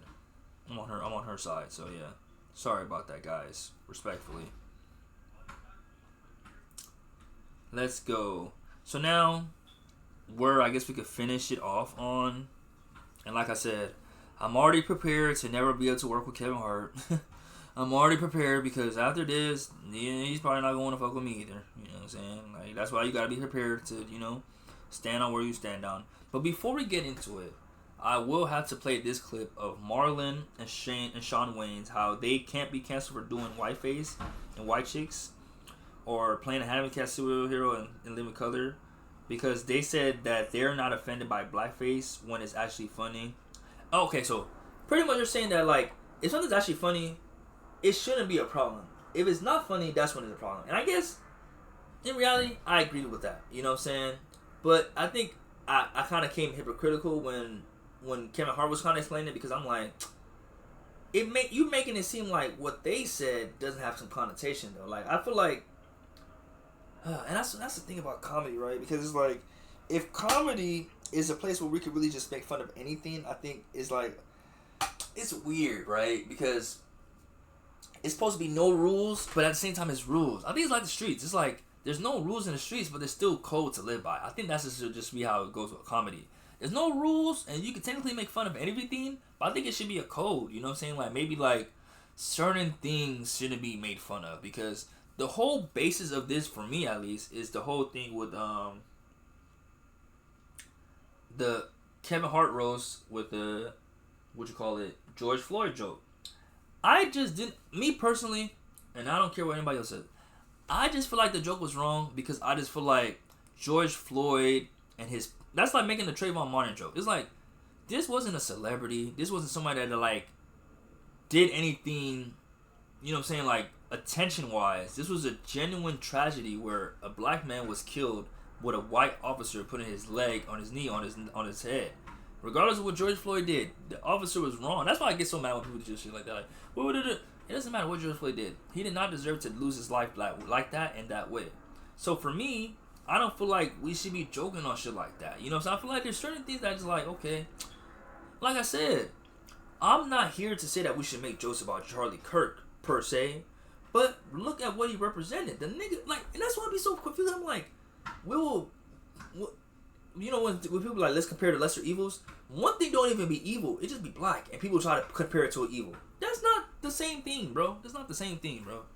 But, like I said, I did agree with them in the sense of what they said, like, oh, if something's funny, it's funny, And then it should be, and then, well, let me let him say it, and then I'll go into, white chicks. If Handyman came out today, it would still be funny. No, you don't think it's backlash. Here's why. Again. If you don't think it's funny, don't laugh. I think it's funny, right? But I feel there's always somebody that's going to push back. But you know what's funny? Here's the thing. That's the problem. And that's the pushback is where I have the issue. Mm-hmm. Stop pushing back. Don't laugh. But the other thing is, it's false narratives. Okay. That is not the audience point of view. Not even social media is what people really feel.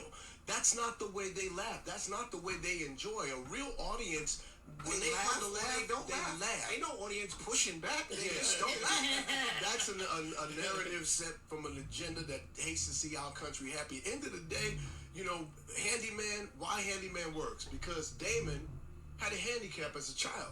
So Damon took his handicap and created something funny. A superhero. That he can laugh at. And you know who loves Handyman? Handicapped people. Yeah. And they ain't never seen that. We did white white chicks. They wanted to cancel us for white chicks. You know why you can't cancel us for white chicks? You know who loves white chicks? White chicks. White chicks. I'm glad you brought up white chicks, obviously. No, but when we do a movie, when we tell a joke, and it's always been our family recipe, whoever we sending up, we hope that they laugh aloud. Yeah. I felt like White Chicks is one of the most classic. So that's what I'm saying. Okay. Maybe I'm a little biased. If that's, I feel like that's, what's wrong with that? You know what I mean? Like, cause it's like you're making a joke about George Floyd. Are you making sure that they're gonna laugh? Like when you make that joke, were you making sure that they're gonna laugh? You know? Man, I don't know. Cause I'm like, it's not that hard. That's why I'm like, I'm all for that. If that's the case, like you said, if you're making fun of people, but you're making sure that like, okay, if I'm making fun of people, I want to at least make sure the people I'm making fun of can laugh. I feel like that's the best way to make comedy. I feel like if you're making fun of black people, but black people can't laugh, it's not funny, bro. It's not funny. Comedy movies and everybody, to the point where y'all made the 1,000 Mile song huge. I didn't even know the words to that song. Y'all should have got some money. It was a big white hit. I ain't know it before y'all. It was, but we took it into a whole nother. Like black. I'm talking about. I was on the carpet at the Grammys and I sung that song. Gonna finish every lyric. I was like, how do you know it? And he said from White Chicks. But when the Drewski situation happened, a lot of people brought y'all back up and was like, well, you know, this is whiteface and this is not right to white people because how would y'all feel if it was blackface, if we did blackface? That's all narratives. That's all like, that's so. How we feel? We sat through Soul Man. We sat through, Tropic Thunder. We sat through, and I loved Tropic Thunder. I thought When it was it's done right, it's done right. Robert Downey Jr. didn't like it. I thought Robert Downey Jr. was offended. I was not offended I at didn't all. boycott and say Now, everybody Soul Man, watching. I wasn't laughing. I was offended. I didn't think that was funny either. But when Robert Downey Jr. did a great job when he played the black guy, I thought it was funny. I wasn't mad at him at all. Now, there's been times that you go, no, that if it's not funny. Soul Man wasn't worth the squeeze. Yeah, exactly. So it just depends on if it's really truly Did funny. the watermelon seed come out? The watermelon is what we say. Did you eat the rind? Yeah, these things are funny, bro. I can't wait for a scary movie, bro. But yeah, that's not hard. And I like how you could, like I said, a psych major, I'm paying attention to body language. I'm paying attention to tone. They didn't seem defensive at all. But when Kevin Hart was on The Breakfast Club, then again, Charlemagne is a little bit dicey. So Charlemagne does know how to, like, you know what I'm saying? I feel like I don't think he means to, but I think his questioning is just like, we're gonna cut straight. We're not gonna do no bullshit. We're not gonna do no diddy daddling. Let's get straight to the point. Do you feel like you're wrong for that joke? Well, I don't. No. And then, people don't be ready for that. I think Kevin Hart thought he was PR trained or media trained and ready to be on a, Charlemagne interview till it was time, because I don't think he handled it that. I think it went worse. I always tell you guys, it's either you're gonna explain yourself really good or just say nothing. If you're gonna say nothing, just say nothing the whole time. I think he probably was better off saying nothing and just handling it behind the scenes. But who am I but just a lowly podcaster? But let's listen to it, guys. Let's see. But no, so before I even get into that, Tony Hinchcliffe, instead of him, like I said, I guess I'm hypocritical. But instead of him to be showing type of remorse or even feel remorselessly bad, it seemed like he's kind of doubling down on his jokes and shit he said. And he's saying he's not gay. So I'm sorry. I thought you were gay, brother. I'm sorry. First time I've been called an Kevin Hart was something else, huh? It's the first time I've been called a Nazi multiple times in just a few hours. I guess that's what LA writers' rooms, all these a lot of mentally ill liberals out there that somehow with all these fucking blacks and Jews and Mexicans around me, I guess I'm a fucking Nazi somehow. I guess the guy that pulls names out of a bucket giving everybody an opportunity is a Nazi. Isn't that something? But that's what I'm saying.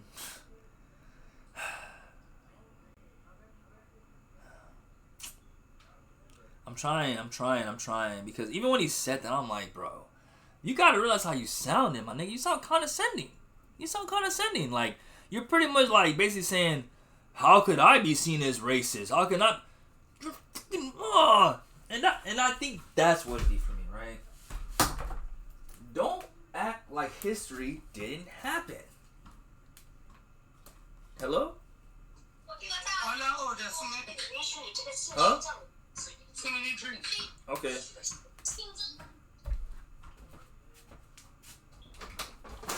Give me a second, guys. I guess my mom forgot I was recording. Mom, you know I'm recording, right?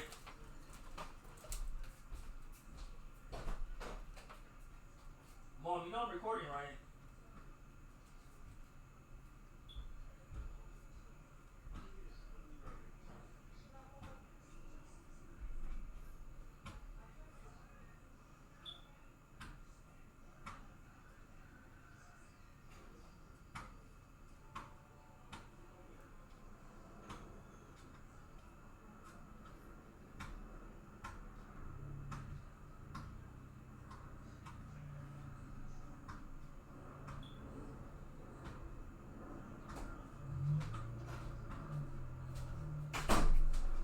But no, I think that's the best way I could put it.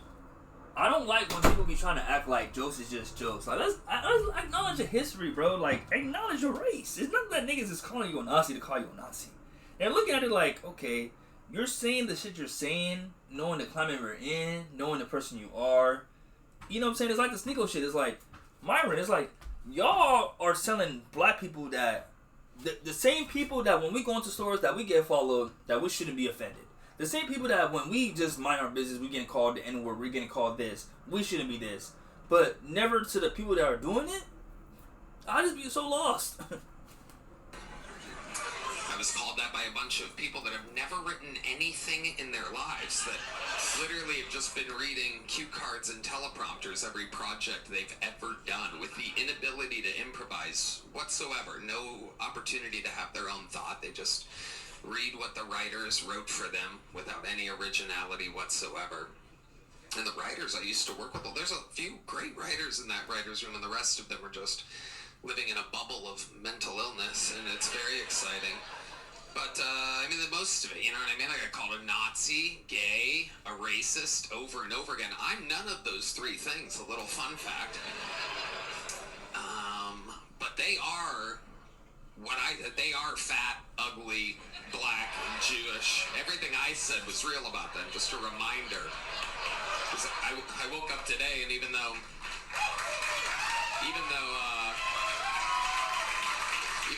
every human that I've seen told me that it was unbelievable, there's news articles, because the news isn't real, nothing is real, that say that I got lit up by Chelsea Handler, which is very, very funny, because that's not what happened at all. You can't believe anything you see or read on the news anymore. You have to actually watch the thing for yourself. She was a bit of a cunt, I'll tell you that. She just kept coming at me over. She said I took the Saudi Arabia money. And that's why it's so funny. Everybody's in the comments talking about he was laughing at the racist shit. The black people behind him weren't even laughing. Only the nigga right next to him is laughing. And then I feel like some people forget, when you're in awkward situations, you're probably going to laugh. More than likely, when you're in a situation where it's like, oh my god, I can't believe this nigga saying it. You're more than likely laugh because you're just like, oh my god, I am so uncomfortable right now. Let me just try to laugh my way out of this. That happens a lot more times than you think. A lot more times than you think.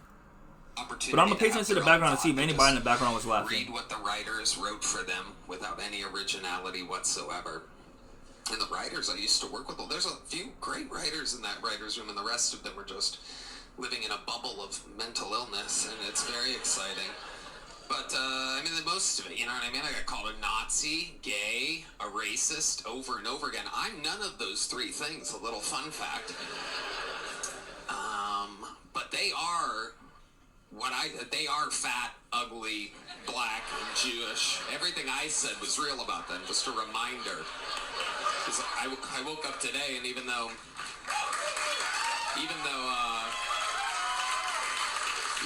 every human that I've seen told me that it was unbelievable, there's news articles, because the news isn't real, nothing is real, that say that I got lit up by Chelsea Handler, which is very, very funny, because that's not what happened at all. You can't believe anything you see or read on the news anymore. You have to actually watch the thing for yourself.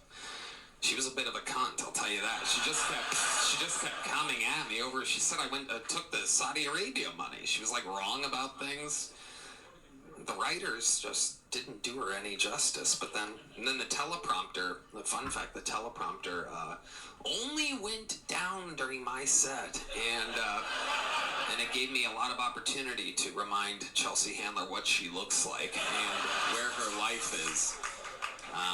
Because she had it coming. You know, everybody wants to go up early in those things, and they put a lot of the people that they know will do good at the end, which is fucking bullshit, because some people turn off the television before that happens.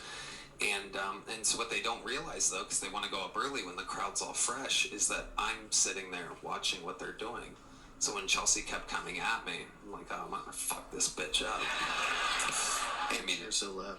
it was so rough. I woke up looking like Chelsea Handler. That's how rough my night was. I just had like that Botox swollen, inflamed face that just, you know, seems like you used to be successful 15 years ago and you're not anymore. You know what I mean? I just like felt like that. The worst feeling. Thank God. Then I just took a 2-hour nap and I was back to being one of the best in the world. And shoot. No, I'm kidding. Shut.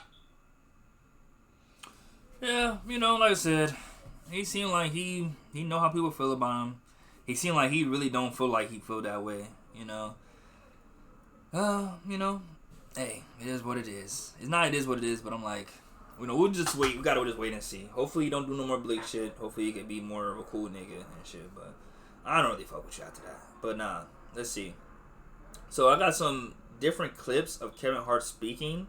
And I got 3 clips, honestly, and this is probably where we're going to end the podcast at. Like I was saying earlier, it's kind of still along the lines of the roast. But this first clip is about whether or not he felt pressure to reconcile with Cat Williams. We don't have to play this clip because I already know personally, not personally, like I know, but I remember they did say that him and Cat Williams got cool outside of the roast and shit. But let's listen. Conversation, a private conversation between me and Cat. But the baseline was like, we're older. This is years and years and years of. There's no yeah, okay, whatever. But nah, this is him talking about Kai Cenat taking a break. And I thought it was so funny because Charlamagne was like, nigga, you got him out of there. And I never thought about that. I was like, wait a minute. He did kind of... Oh, well, let me not say that. Because I don't want to start putting... But I'm like, that was interesting. I'm like, let me find out Kevin Hart was like, yeah, this nigga Kai Cenat about to take over. Let me go stop him. I thought that was funny because I don't know why Charlamagne said that. Hey, man, is he alright? See what happened? That's why you went and got Kai and Drewski out the basement. So, listen. On purpose. I started telling them to do that. I wanted to go embrace them, but at the same time, like, yeah, man, I can come fuck with y'all, but like this shit over here, you gotta do this too. Like, do this too. And I like that Kai took a break. What does that mean? What does that mean? I really wish you would have expounded on that. Y'all could do this, but y'all need to do this too. Bro. Man, people trying to tell you how to live, bro. And look at me, I'm trying to tell you how to live too. Got Kai and Drewski out the basement. So, listen. On purpose. I started telling them to do that. I wanted to go embrace them, but at the same time, like, yeah, man, I can come fuck with y'all, but like this shit over here, you gotta do this too. Like, do this too. And I like that Kai took a break. Me too. I like that he took the fucking break, man. You just can't. You cannot do this shit every day. That's how you be looking at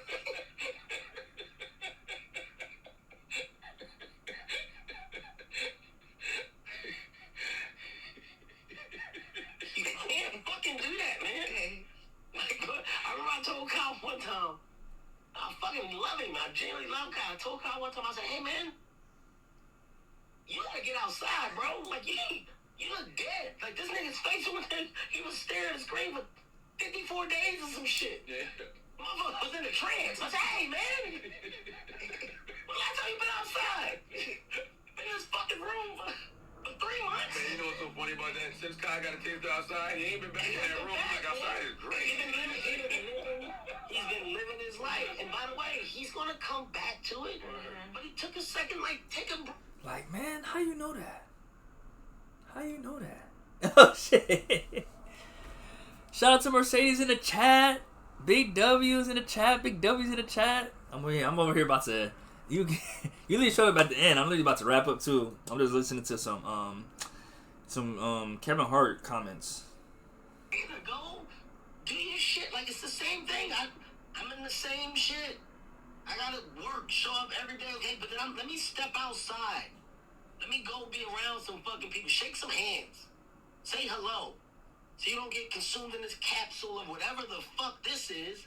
Let me make sure I still know what this is, too. No, Drewski just beat your record. And what? Or was it He's the youngest. Now he's the youngest person to host the BET Awards. You were the youngest at... The shit. Well, as he should. He said, at what? Like, I was pregnant. Like, Drewski get the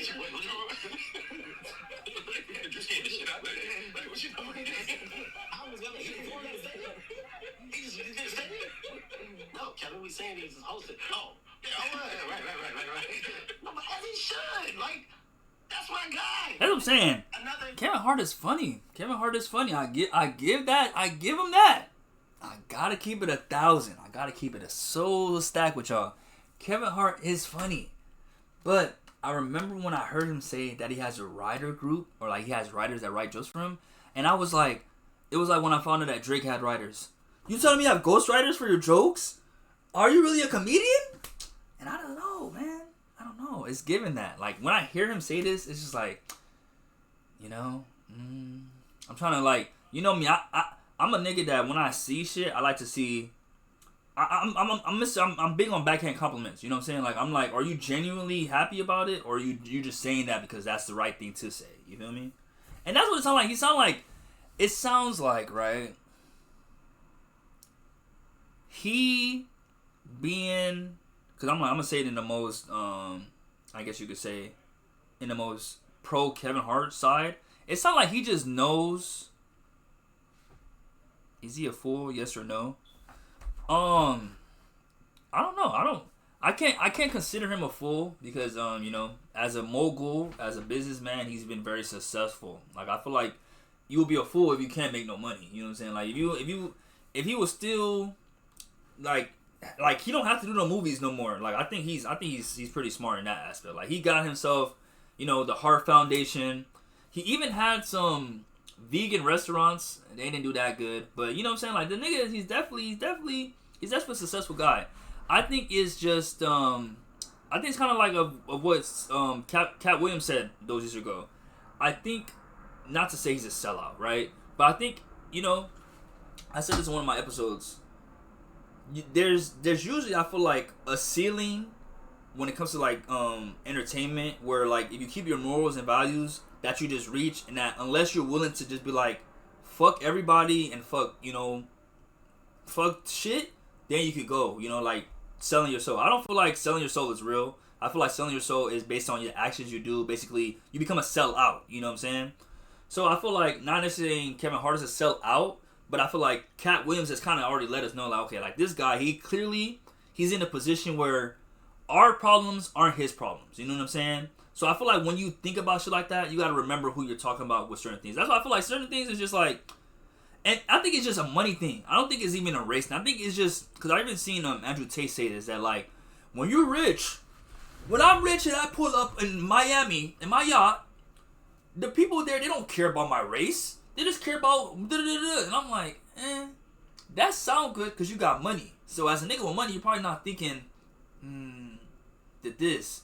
But in reality, the nuances of life, everything is like race involved. So I just feel like, once you get to a certain level, you probably just don't care about the shit that you used to care about. But that's why I feel like you got to stay grounded. You know what I'm saying? Like, that's why it's really important to just know where you come from and remember where you come from. You don't got to stay there. You don't got to, like, for example, if I blow up in LA, I don't got to live in LA, but I feel like I still should respect and always show love to LA. I should always respect and show love to Nigeria. Like, if somebody's coming out here dissing Nigeria, I shouldn't just be like, yeah, you know, that got nothing to do with me, but, you know what I'm saying, this is what it is. I feel like the whole roast thing just kind of showed us, like I said, where he is mentally, and I just feel like he just removed, you know, like, so it's one of those things where, are they at fault for being ignorant?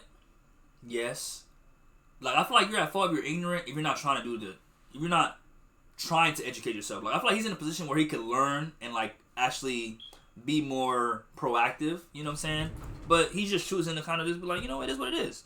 And I think it's also, like I said, that's why, like, I was making that joke earlier, like, you know, sometimes niggas, it's kind of like Drake, you know? I know you have the possibility to take past me, so rather than you pass me, let me go become your big homie. You know what I'm saying? So I think that's what he did with Kai, and I think that's what he did with Drewski. He was like, nigga, you niggas could easily be the next niggas. Let me come in, you know what I'm saying, stand beside you niggas. I thought that shit was so awkward. I ain't gonna lie. That whole live streaming thing was so weird. Like, if anything, it's so funny because I used to be like, damn, Kai Cenat, this nigga stream every day. But ever since he stopped streaming, I kind of wish he would go back to it. I ain't gonna lie. I kind of miss his clips. That's what it was for me. I started watching this one nigga talking about on YouTube called The Truth Is. And he kind of like talks about Illuminati and shit like that as a, you know, I'm gonna lie, tin hat wearer. So I do be having my moments where I feel like I like to listen to, you know, theories and shit like that too. I'm all for that. But sometimes, like I said, I'm still realistic. I really live in the real world. So sometimes I feel like I'm able to like discern, you know, from fake shit. But I did notice that once Kai Cenat started having like people like Kim Kardashian on his stream, I did notice, I was like, yeah, there's definitely been a shift. Like he's in that realm now. So, you know, if you know, you know, and if you don't, hopefully I could break it down a little bit too. Example, embracing them, just to show you like how I think, how strategic I am. Embracing them was to further them. I just said it, man. I'm a genius, nigga. I know what the fuck I be talking about. I didn't even listen to this full clip. But you see how he said it? You see, embracing them, let me just show you guys how strategic I am. So, you do pay attention. You do your research. You do have strategy. Okay. Just remember that, guys. He has strategy. I don't give a fuck. I'm not doing it for me. I don't need to go and be on the stream. I want to see these young guys advance. Let me come, put my arm around them, fuck with them, give them this energy. Let me hope that energy follows. And that's what I'm saying.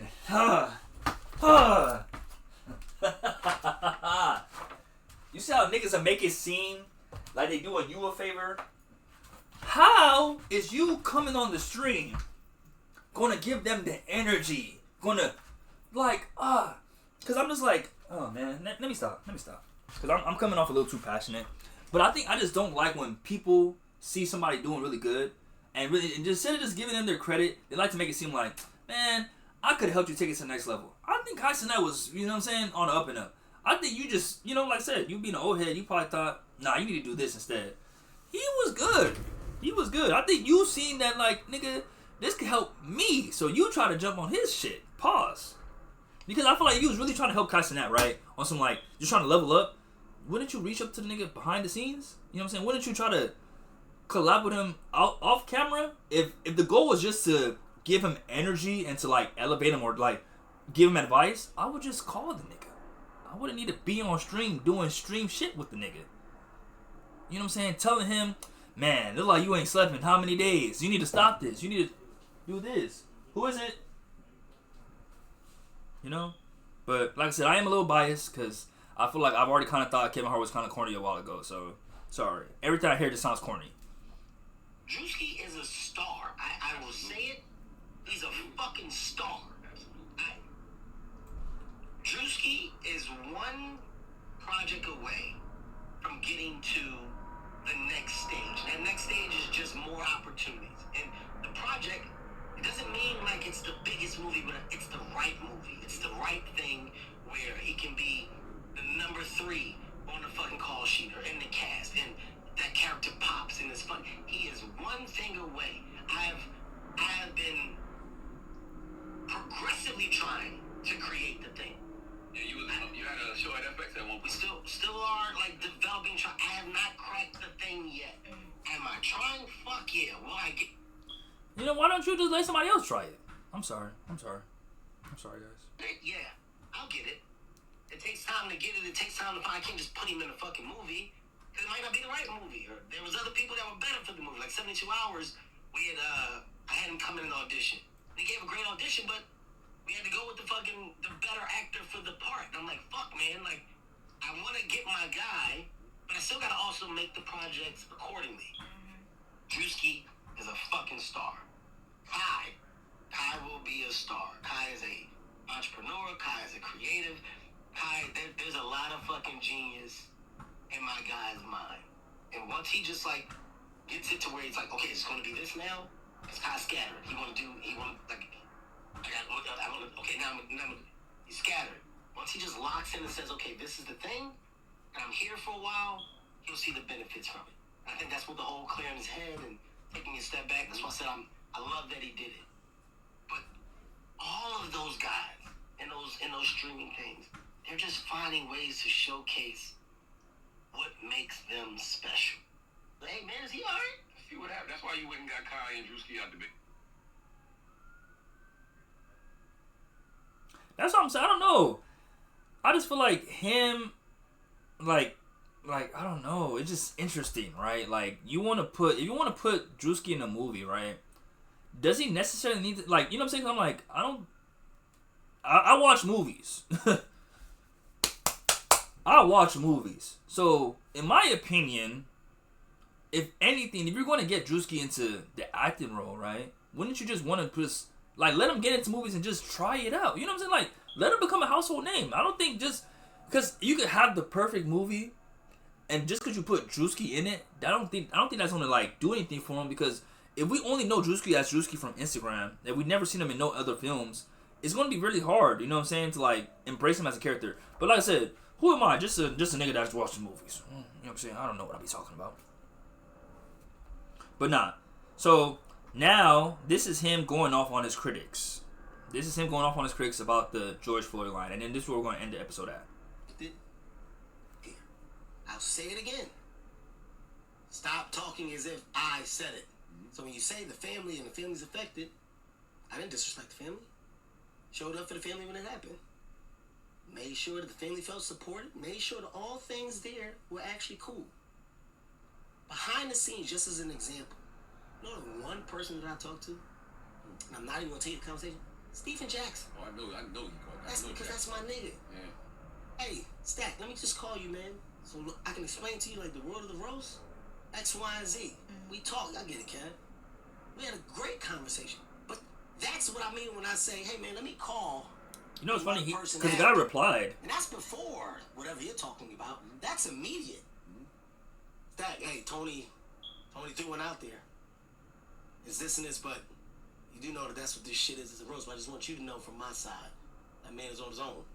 You ain't lead with that, Kev. You should be leading with that the whole time. Because I don't need to. I just want to know you can. I don't fucking need to prove to people that I give a fuck. Yes, you do. No, I don't. Just this time. This one time. No. Yes, this one. No. If you open that door, then that's the door that people expect all the time. Why the fuck do I need to do that? I think it's because of how much the George Floyd situation affected so many people. I think I get what you're saying and how you stand on your business, and I respect you for that. I'm not talking about business. I think with certain things, not say it. But their pushback is it happened at Kevin Hart's roast. Kevin Hart, who is like, he's out, like, so many of us support you. I got ours. They just want to hear you say. Okay, I just want to hear you say what you said today is tasteless. You actually reached out to somebody who's considered his family to say, let them know. That's all. I have the best example. If I go to a nightclub and, like, we're celebrating, right? And 2 people get killed that night at the nightclub. What's the headline? Kevin Hart's party got shot. Shot up. 2 people died at Kevin Hart's party, right? People may say, I'm not going to Kevin Hart's party again. Man, you can't go to Kevin Hart shit. Kevin Hart shit ain't safe. I ain't fucking with Kev. You heard what happened? I go, but I didn't fucking do it. I didn't even know the people that fucking was shooting. I didn't even know the 2 people that got killed. That's the nature of being the name. Your name is attached to things to make things bigger. What is my fucking... I didn't shoot the gun. Why am I arguing? Why am I doing interviews after? Why were they in your party with guns? Well, who knows? I don't work the metal detectors. I'm not the security guys. The club does all that. I don't have those answers. You understand what I'm saying? Like, the responsibility just it starts to compile as if I'm the one in charge. We are not in charge of the dialogue from anybody on that stage. If Tony calls you right now and says, man, Kev, man, I was out at the comedy club, man, and man, this dude, man, said he was George Floyd's brother, smacked the shit out of me. Yeah, I'll deal with that. Yeah. What do you want me to do? Okay. I'll say it. Well, like I said, we hear it. He says that he didn't say the joke, so, you know what I'm saying? And he did his due diligence to make amends and stuff. I actually did see earlier this week, Steven, what's his name? What's his name? The guy he said. That's because that's my nigga. Yeah. What's his name? Steven Jackson? Behind the scenes, just as an example, you know the one person that I talked to, and I'm not even gonna take the conversation, Stephen Jackson. Oh, I know Steven that. Jackson. I'm like, he did have a, let me see. Steven Jackson, Kevin Hart. He did say something, if I'm not mistaken. Yeah. Nah, so I knew y'all gonna come in because I know y'all wanted, I'm gonna give it to y'all real. So Kev did reach out to me.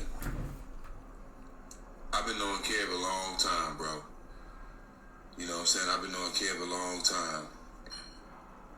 And it kind of came off as he made it sound like I agreed with the